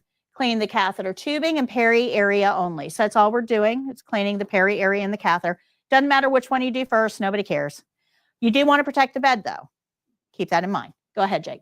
So here's our process. We're going to do our opening. Knock, knock, knock. Hi, Ms. Jones. My name is Patty. I'm your CNA today. I'm here to perform catheter care. Is that okay? Close curtain, wash hands, get your supplies. Go ahead. We need a barrier to put those supplies on. Go ahead. And we're definitely going to need some gloves for this skill because we're in a personal skin area. Washing rules apply. So we're going to use a paper towel to turn the faucet on. We'll check the water. It should feel warm. Who else checks it? Patient checks it. Very good. We're going to use a privacy blanket. Go ahead. We're going to put some gloves on before we start the skill. Go ahead. And we're going to roll. Oh, the first thing your gloves should touch is the patient. We're going to roll. Go ahead. We're going to roll the patient over on their side to put the chucks in place. So we scoot them toward us to roll them. Go ahead. We're going to unroll the chucks under the patient. Go ahead. And once we get the chucks in place, we can roll the gown up inside the privacy blanket. Remember, we learned about this with peri-care. And we're going to put the towel over the legs. Go ahead. Catheter tubing on top of that towel because we have to clean it. Go ahead. We're going to wring our washcloth out. No drippy wet washcloths. We're going to soap all 5 leaves. Go ahead. Go ahead. We're going to hold the catheter. Go ahead. And we're going to wash downward. So middle, side, side, skin fold, skin fold. Whatever we wash, go ahead. We rinse. Whatever we rinse, go ahead. We dry. Go ahead. And then we're going to wring another washcloth out super well. And we're going to go ahead, soap 4 leaves this time. Go ahead. We're going to hold the catheter and wipe away from the body. And we'll do that 4 times. Go ahead. Whatever we wash, we rinse the exact same way. And whatever we rinse, we dry the exact same way. Now, it doesn't matter whether you do catheter care, cleaning the catheter first or clean the body first. Nobody cares. Nobody cares. Go ahead. We'll unroll the gown and the blanket to cover them back up. We can remove the chucks from underneath them. Go ahead. So scoot and roll to remove that chucks from underneath them. Go ahead. Take the chucks away. Remove it after cleaning. Go ahead. You don't want to leave a chucks under somebody that doesn't need one. They're plastic lined. They're going to hold in body heat. That's going to make the patient sweat, warm, dark, moist. We don't want any more sweat here than we already have. So we'll take that away. Now we're going to clean up. We're going to put our dirty linen away. We're going to clean our basin and put it away. Clean up. Go ahead. So all dirty items go into the linen hamper. We're going to go ahead, clean our basin and store it. Go ahead. Then we can remove our gloves. Once we removed our gloves, go ahead. We can remove the privacy blanket and put it in dirty linen. Go ahead. And then we'll do our closing. Questions? So one towel can dry everything. One towel can dry everything. Yep. Yep. And the reason for it's already clean, right? You've washed it and you've rinsed it. So one towel can dry everything. Go ahead. All right. So that was catheter care. Now let's talk a little, go ahead. Let's talk a little bit about drainage bag, and then I'm going to show you these two videos.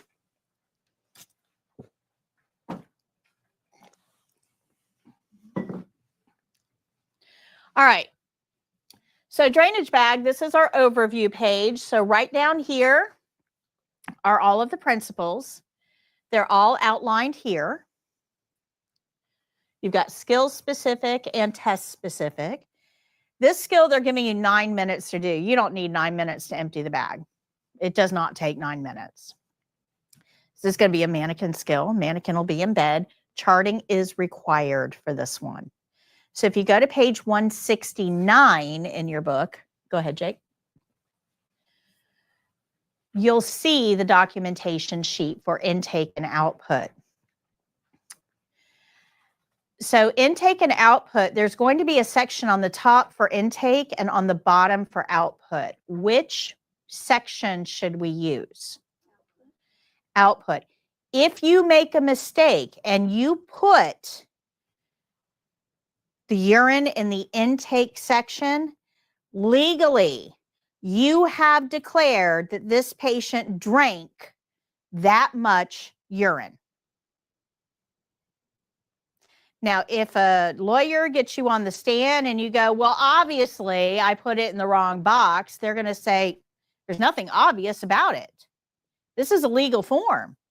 You put urine in the intake. How is the jury supposed to know what happened on that day 3 years ago when this right here is all we have to go by? They don't make it, they aren't nice. They don't make this gentle. They will absolutely make you want to crawl under a rock. So for the exam, if you put urine under the intake section, you will fail because it's a legal form. Make sense? I've had a lot of students in, or a lot of YouTube people in YouTube put comments like, I don't understand why I failed. I documented, I just put it in the wrong box. Why would they fail me over putting it in the wrong box? Well, because that's a legal form. Good? It's not about what you're doing on the exam. It's your awareness of why it's important. All right, so you can see here on page 165, that form has been filled out for you. We have step-by-step instructions here. Supplies are down here, care plans up there. Go ahead. And we've seen this before. Remember that this port right here will connect to both the bedside bag and the leg bag. Both of these connect into the same port here. So it doesn't matter what kind of bag we're using, they both connect the same way. Go ahead. Bedside bags are what we're going to use on the state exam. When we empty this bag, it's going to be emptied once per shift. We're going to empty it into a special container. Remember I said that we don't use the markings on the bag? That's not for us. So for the test, we're going to use the same thing we use in a clinical setting, and that's this. This is called a triangular graduate container. It's triangle shaped. It's got graduated markings on it, and it holds stuff, container.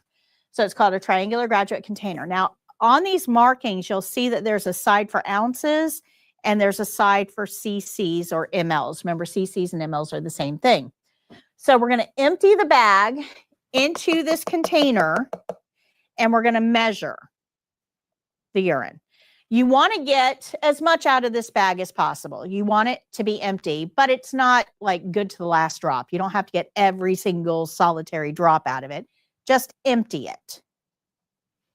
Good? But when we do that, we don't want to set a urine cup directly on the floor. We want to put it on a barrier. That way, if urine should spill, we're not putting urine directly on the floor where your patient's feet are going to land when they get out of bed. It just makes sense, right? Go ahead. So we talked about this. When we empty the bag, we don't let that drainage port touch anything. Nothing. Not the bed, not your gloves, not the container, nothing. The end of this port cannot touch anything. Now, it used to be, years ago, we used to wipe this port off with an alcohol pad before we put it away to get rid of any pathogens it might have come into contact with. We don't do that anymore because what we found was the alcohol, it's a drying agent. The alcohol actually dried out the plastic of the port, causing micro cracks to form, harboring bacteria, and we actually got a worse result with that. So we don't clean that port with alcohol now. We just change the bag about usually every week. Good? Good? Okay, go ahead. So this is a T-valve. That's what I just passed around, the catheter bag I just passed around. It's a T-valve. So we slide it to the side. We let the urine go into the cup, making sure that port doesn't touch anything. Go ahead. And then we're going to slide that valve closed before we put it back in its house. When we go to measure this, it's got to be on a barrier, on a flat surface at eye level. So we don't want to hold it up here and go, let's see, it should be, this has to be on a barrier, on a flat surface. So we're going to use the lid of the toilet. So we're going to take this cup, once we have put the urine in it, fold the barrier around it because we don't want to carry an open container of urine anywhere. Bring it to the bathroom, unfold it on the lid of the toilet, and then we have to get down at eye level to read it. We're going to round to the nearest line. So if you look at this, can everybody see this? Can you see the yellow on here? It's light, and that's what urine should look like, by the way. It's right at the line for 450. So this is 450 cc's of urine. If it were just below it, I would still call it 450. If it's down here, it's 425. These are all in 50s. And I'm going to pass this around so you can see. There's a line for 300, a line for 350, a line for 400, a line for 450. And those little tiny lines in between are 25s. You're going to round to the nearest line. Do not put 413 mLs. You did not measure 413 mLs. You were not that specific. Okay, so it should be 400, 425, 450, 475. Does that make sense? You're going to round to the nearest line. Go ahead. When you document, make sure you're documenting in the output section. We're going to put the time. If you use military time, that's fine. If you use regular time, make sure you put AM or PM. The type of output is urine, the amount that we measured, and your initials. Go ahead. So we're going to follow the care plan, which says empty the resident's urinary drainage bag into a graduate container, measure and record the urinary output in mLs or cc's on the intake and output form. That's your care plan. Go ahead. We're going to do our opening. Knock, knock, knock. Hi, Miss Jones. My name is Patty. I'm your CNA today. I'm here to empty your bag. Is that okay? Close curtain, wash hands, get my supplies. I'm going to get a barrier and put it on the floor. I'm going to get my gloves, and I'm going to put my gloves on before I touch the urine cup. Go ahead. Go ahead. We're going to empty the bag through the drainage port into the cup, not letting that port touch anything. Making sure that the cup is on a barrier. Go ahead. We'll close that valve before we put it into its house. Go ahead. And when you put it into its house, make sure that it doesn't touch a lot of the bag. Just slide it right into its little house. Go ahead. We'll cover the cup with the chucks and take it to the bathroom. Go ahead. Once we get it to the bathroom, we're going to uncover it, making sure it's on a barrier, on a flat surface, and that we're measuring at eye level. Measure to the nearest line. Go ahead. We'll empty the cup into the toilet. Go ahead. Rinse it, dry it, and store it in the bottom drawer. All toileting stuff goes in the bottom drawer. And then we can remove our gloves. Once we removed our gloves, we're going to do our closing. That's the whole skill. Any questions? You do not have to use military time. I would prefer that you do, but you do not have to. If you use regular time, you have to put AM or PM. Just make sure that you just make that a priority. You have to put AM or PM because medicine works 24 hours a day, and 9:48 doesn't mean anything. Was it 9:48 in the morning or 9:48 in the evening? We don't know. Okay, good. All right. Jake's going to show you these two videos. Catheter care first, please. And when you're done with these two videos, I got a couple more things to tell you, and then it'll be practice time.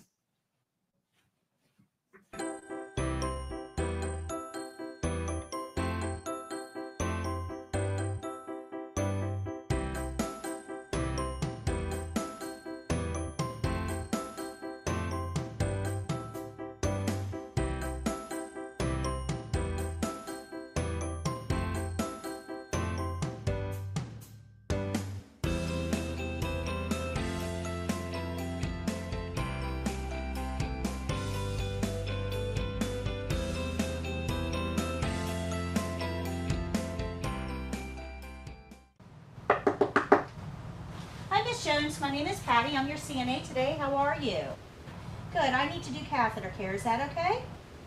I'm going to close your curtain, wash my hands, get my supplies, and I'll be right back. Okay, Miss Jones, I'm going to gather my supplies. I'll start out with a barrier that provides a clean place to put my supplies. And we're going to get 4 washcloths, a towel, a chucks, a privacy blanket,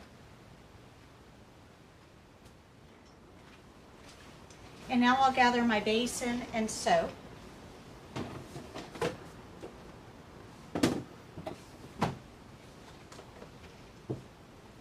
And a set of gloves.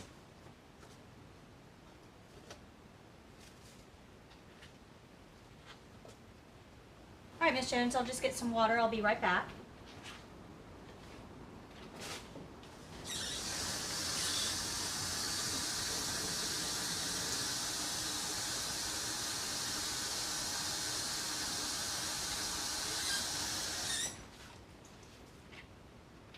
Okay, would you like to check the water temperature, make sure it's okay? It's good? Good. I'll place the washcloths in there to stay warm. And I'm going to cover you with a privacy blanket. This is going to help protect your privacy and keep you warm while we do this skill.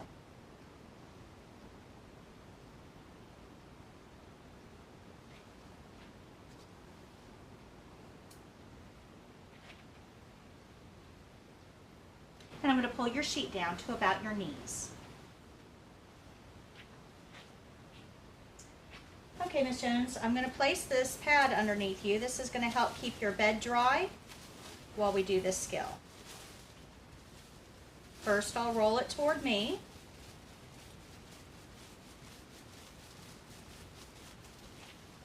And place it on the bed. And then I'll put my gloves on. All right, Ms. Jones, can you scoot toward me, please? Thank you. And can you roll onto your left side 1, 2, 3. Thank you. Going to be very careful, making sure that the catheter tubing rolls with the patient and doesn't get pulled on. I'm going to unroll the chucks underneath the patient's hip and have the patient come back onto their back, making sure that they don't lay on that catheter tubing. Ms. Jones, can you scoot to the middle of the bed, please? Thank you. Ms. Jones, can you scoot toward me? Thank you, and roll up onto your right side. 1, 2, 3. And now I can unroll the chucks to protect the bed. Come on back, Ms. Jones, and scoot to the middle of the bed. Thank you very much. Okay, now I'm going to start cleaning the catheter. I'm going to roll your gown up inside the blanket. I will be exposing you, but we'll make this as brief as possible. Please let me know if you're uncomfortable. As I roll the gown in the blanket, I want to make sure that I don't grab the catheter, that we don't cause any unnecessary pulling or stress on that catheter.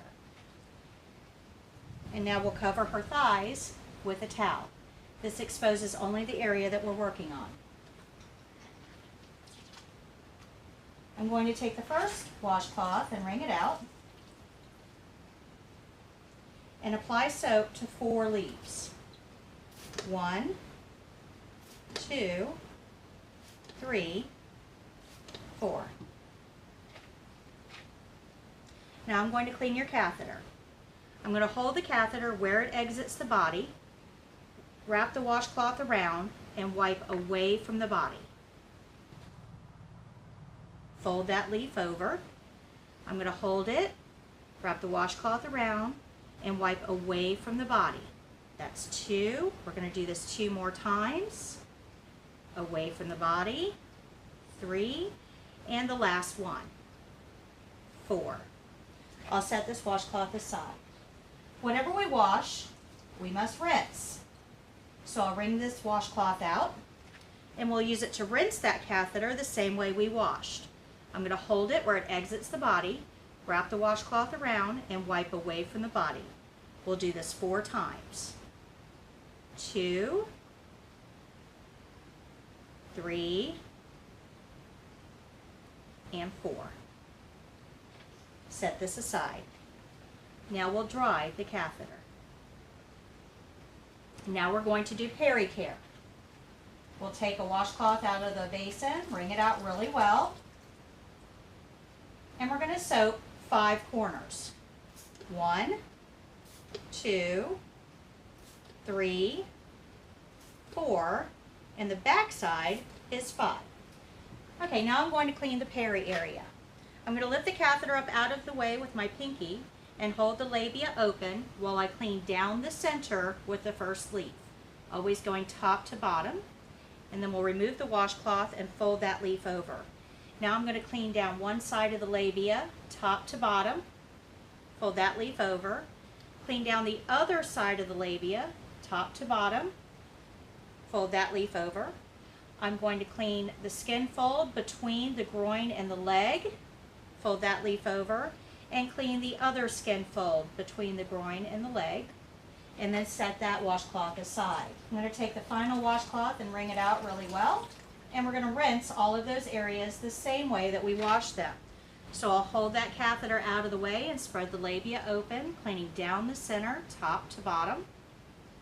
Fold that leaf over, clean down one side of the labia, fold that leaf over, rinse down the other side of the labia, fold that leaf over. We're going to rinse the skin fold, fold that leaf over, and the other skin fold. Set that aside. Now we'll dry gently by patting dry top to bottom and then removing the towel. Ms. Jones, I'm going to cover you back up. I'll unroll that blanket, which will replace the gown over the patient. I'm going to make sure that the catheter and the tubing is coiled on the bed, not near the floor and not where the patient is laying on it, making sure it's not kinked. Ms. Jones, I'll be right back. I need to dispose of your supplies. The towels and washcloth will be placed in dirty linen.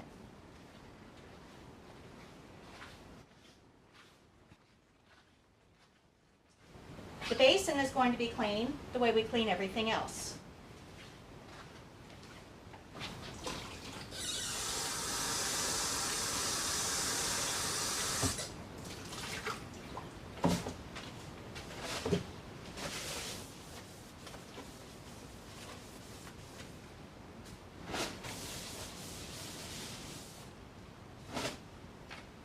We'll return the basin to the drawer, and on the way we'll pick up the soap.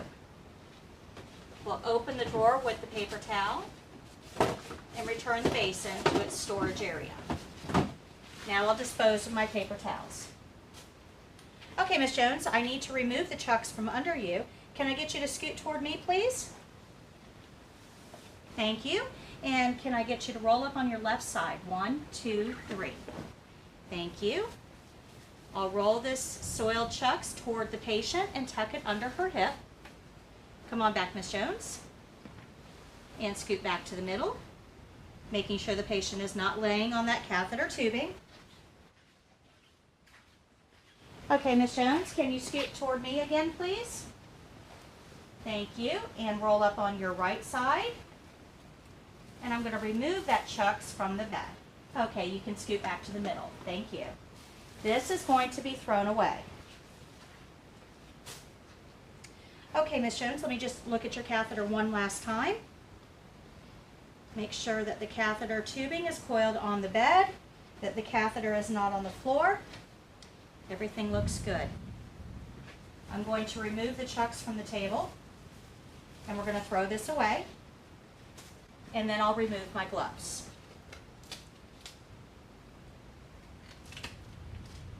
We'll throw those away. Okay, Miss Jones, I'll pull your sheet up now.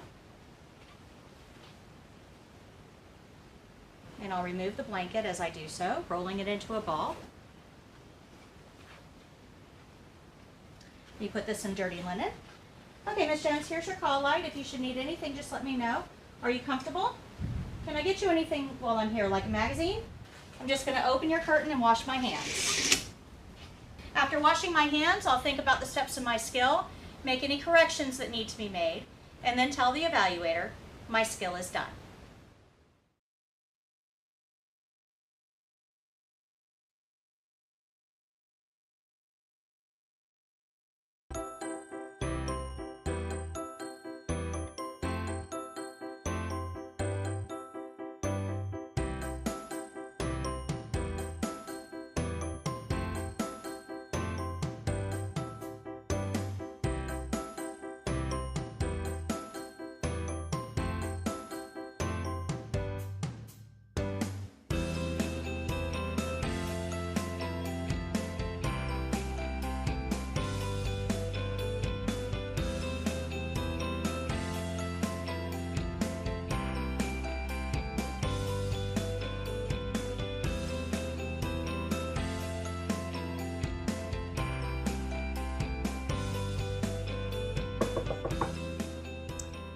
Good evening, Mrs. Jones. How are you today? Fantastic. I need to empty your urinary drainage bag. Is that okay? I'm going to close your curtain for privacy, wash my hands, get my supplies, and I'll be right back.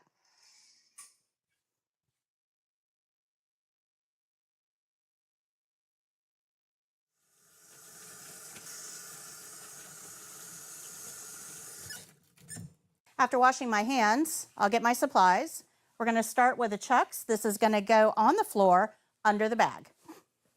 We're going to place the barrier on the floor directly under the urinary drainage bag.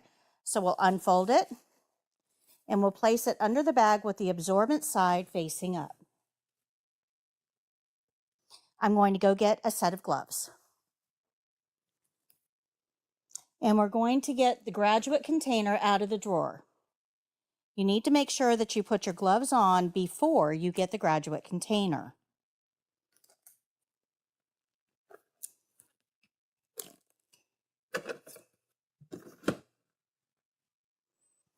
We're going to place the container on the barrier directly underneath the bag. We use the emptying port to empty the bag.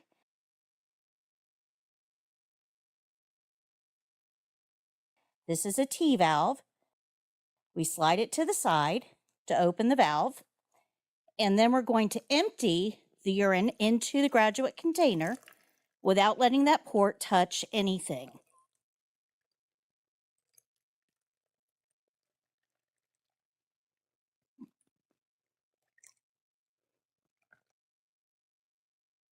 Once the bag is empty, we'll close the port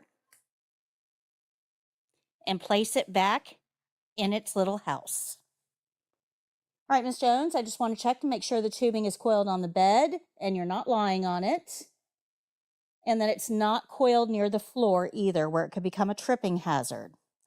Now, I can wrap the chucks around my graduate container for safe and secure transport to the bathroom. We're going to set it down on the lid of the bedside commode and unwrap it, turning the cup around so that we can read the amount of urine that's in the cup. We need to be at eye level. It needs to be on a flat surface and on a barrier. I'm going to throw the chucks away. Open the lid and the seat and dispose of the urine into the bedside commode. I'll rinse the cup and dispose of the rinse water into the bedside commode as well.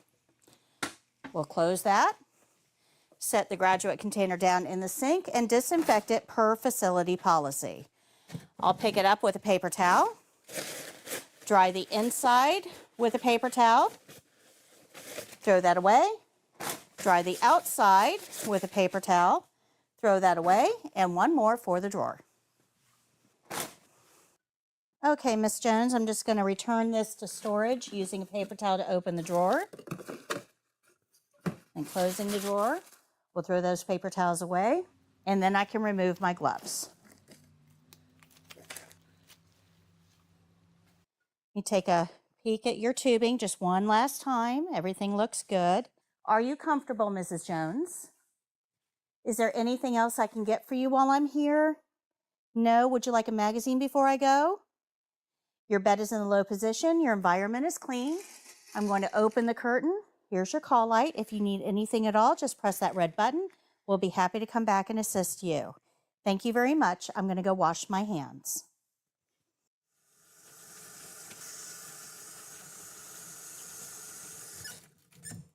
After washing my hands, we'll document the amount of output on the documentation sheet provided by the evaluator. We're going to document the time of output, the type of output, which is urine, the amount of output in cc's, and my initials. And we want to make sure that we're documenting in the output section. After documenting, I'll wash my hands one final time.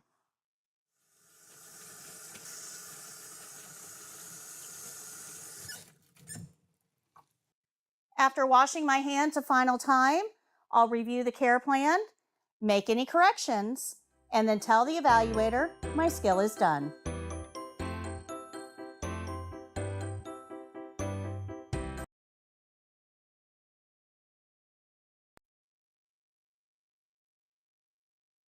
All right. Any questions on those two skills? Any questions? All right, Jake, I'll need you to advance, please.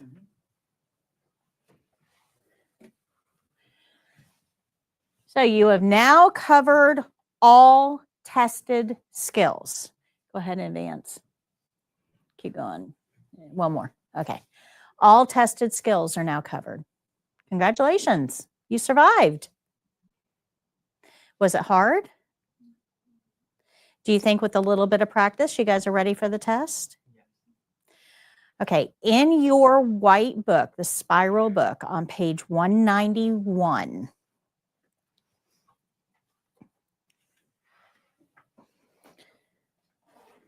you will see a practice test. This is very similar to the state exam. This is something that you probably should take before you come back to class on Wednesday. That way, if you have any questions, you can ask. But you'll notice that these questions are mostly scenario based. They're going to give you a scenario and ask, what are you going to do? And that's because CNAs are not judged on what they know. They're judged on what they do. So remember, we don't solve problems. So your questions on the state exam are not going to be concrete type questions. They're not going to ask, what is the second level of Maslow's hierarchy? They don't care if you know that or not. But they are going to say your patient is crying in their room, refusing meals, and not engaged in activities. What is an appropriate response for the CNA? Okay, so let me give you 4 options. Now, normally we know report it to the nurse, but report it to the nurse is not always going to be an option. So we have to know, what should we do? A, close the door to give the patient privacy. B, ask if the patient wants to talk. C, insist that the patient go to an activity. Or D, notify the doctor. Right, you're going to ask if they want to talk. Absolutely.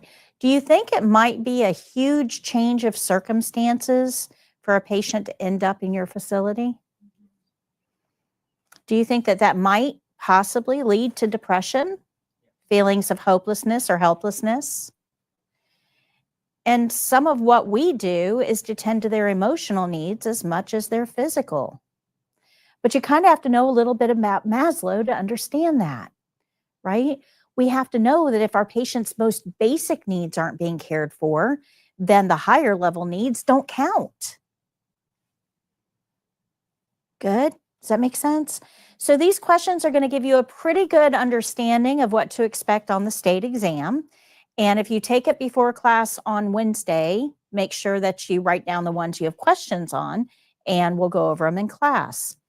If you miss 5 or fewer on my practice test, you're ready for the state exam.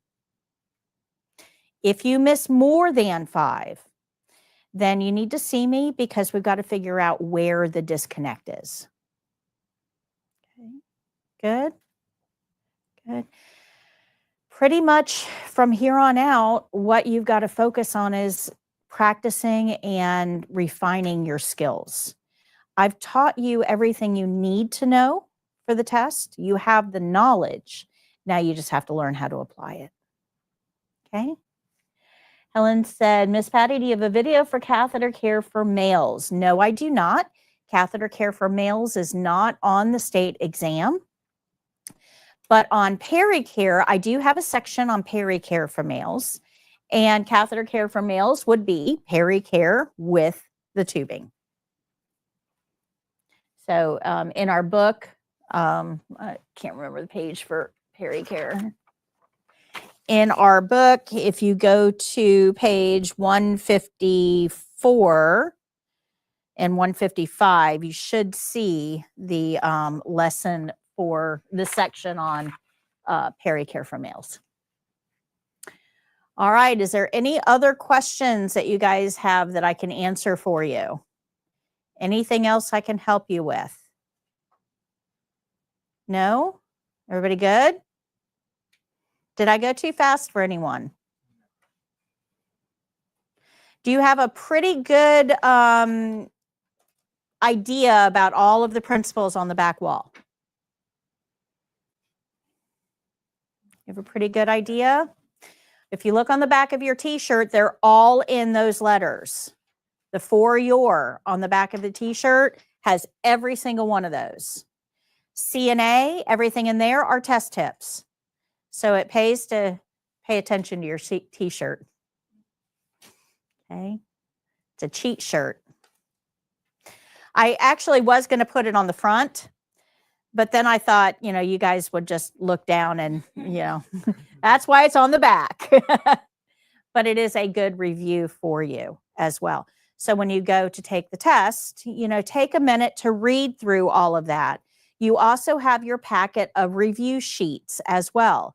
Those review sheets are a fantastic way of reviewing for the state. That's why they're review sheets.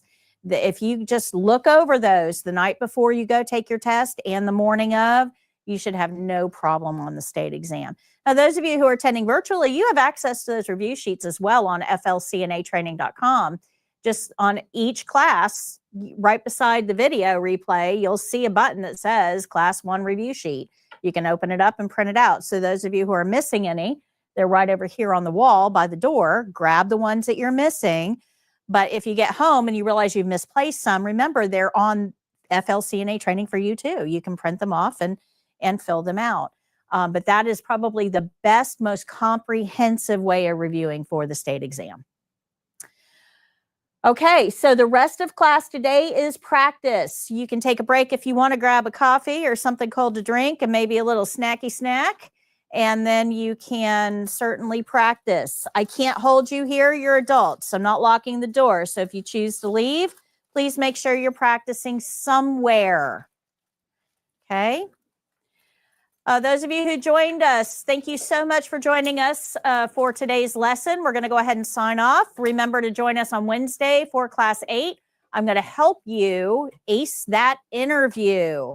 You need to know how to find a job, and then you need to know how to ace the interview to get the job. And I will help you with both on Wednesday. And then I am off for a month. We are not going to have another class starting until July 28th. This is going to give me time to get some of these newer videos done, and I'm super excited about having that time to be able to devote. So make sure you mark your calendars. Next class will start July 28th. I will still be doing the game show, though, in July. So until next time, guys, happy caregiving. Bye.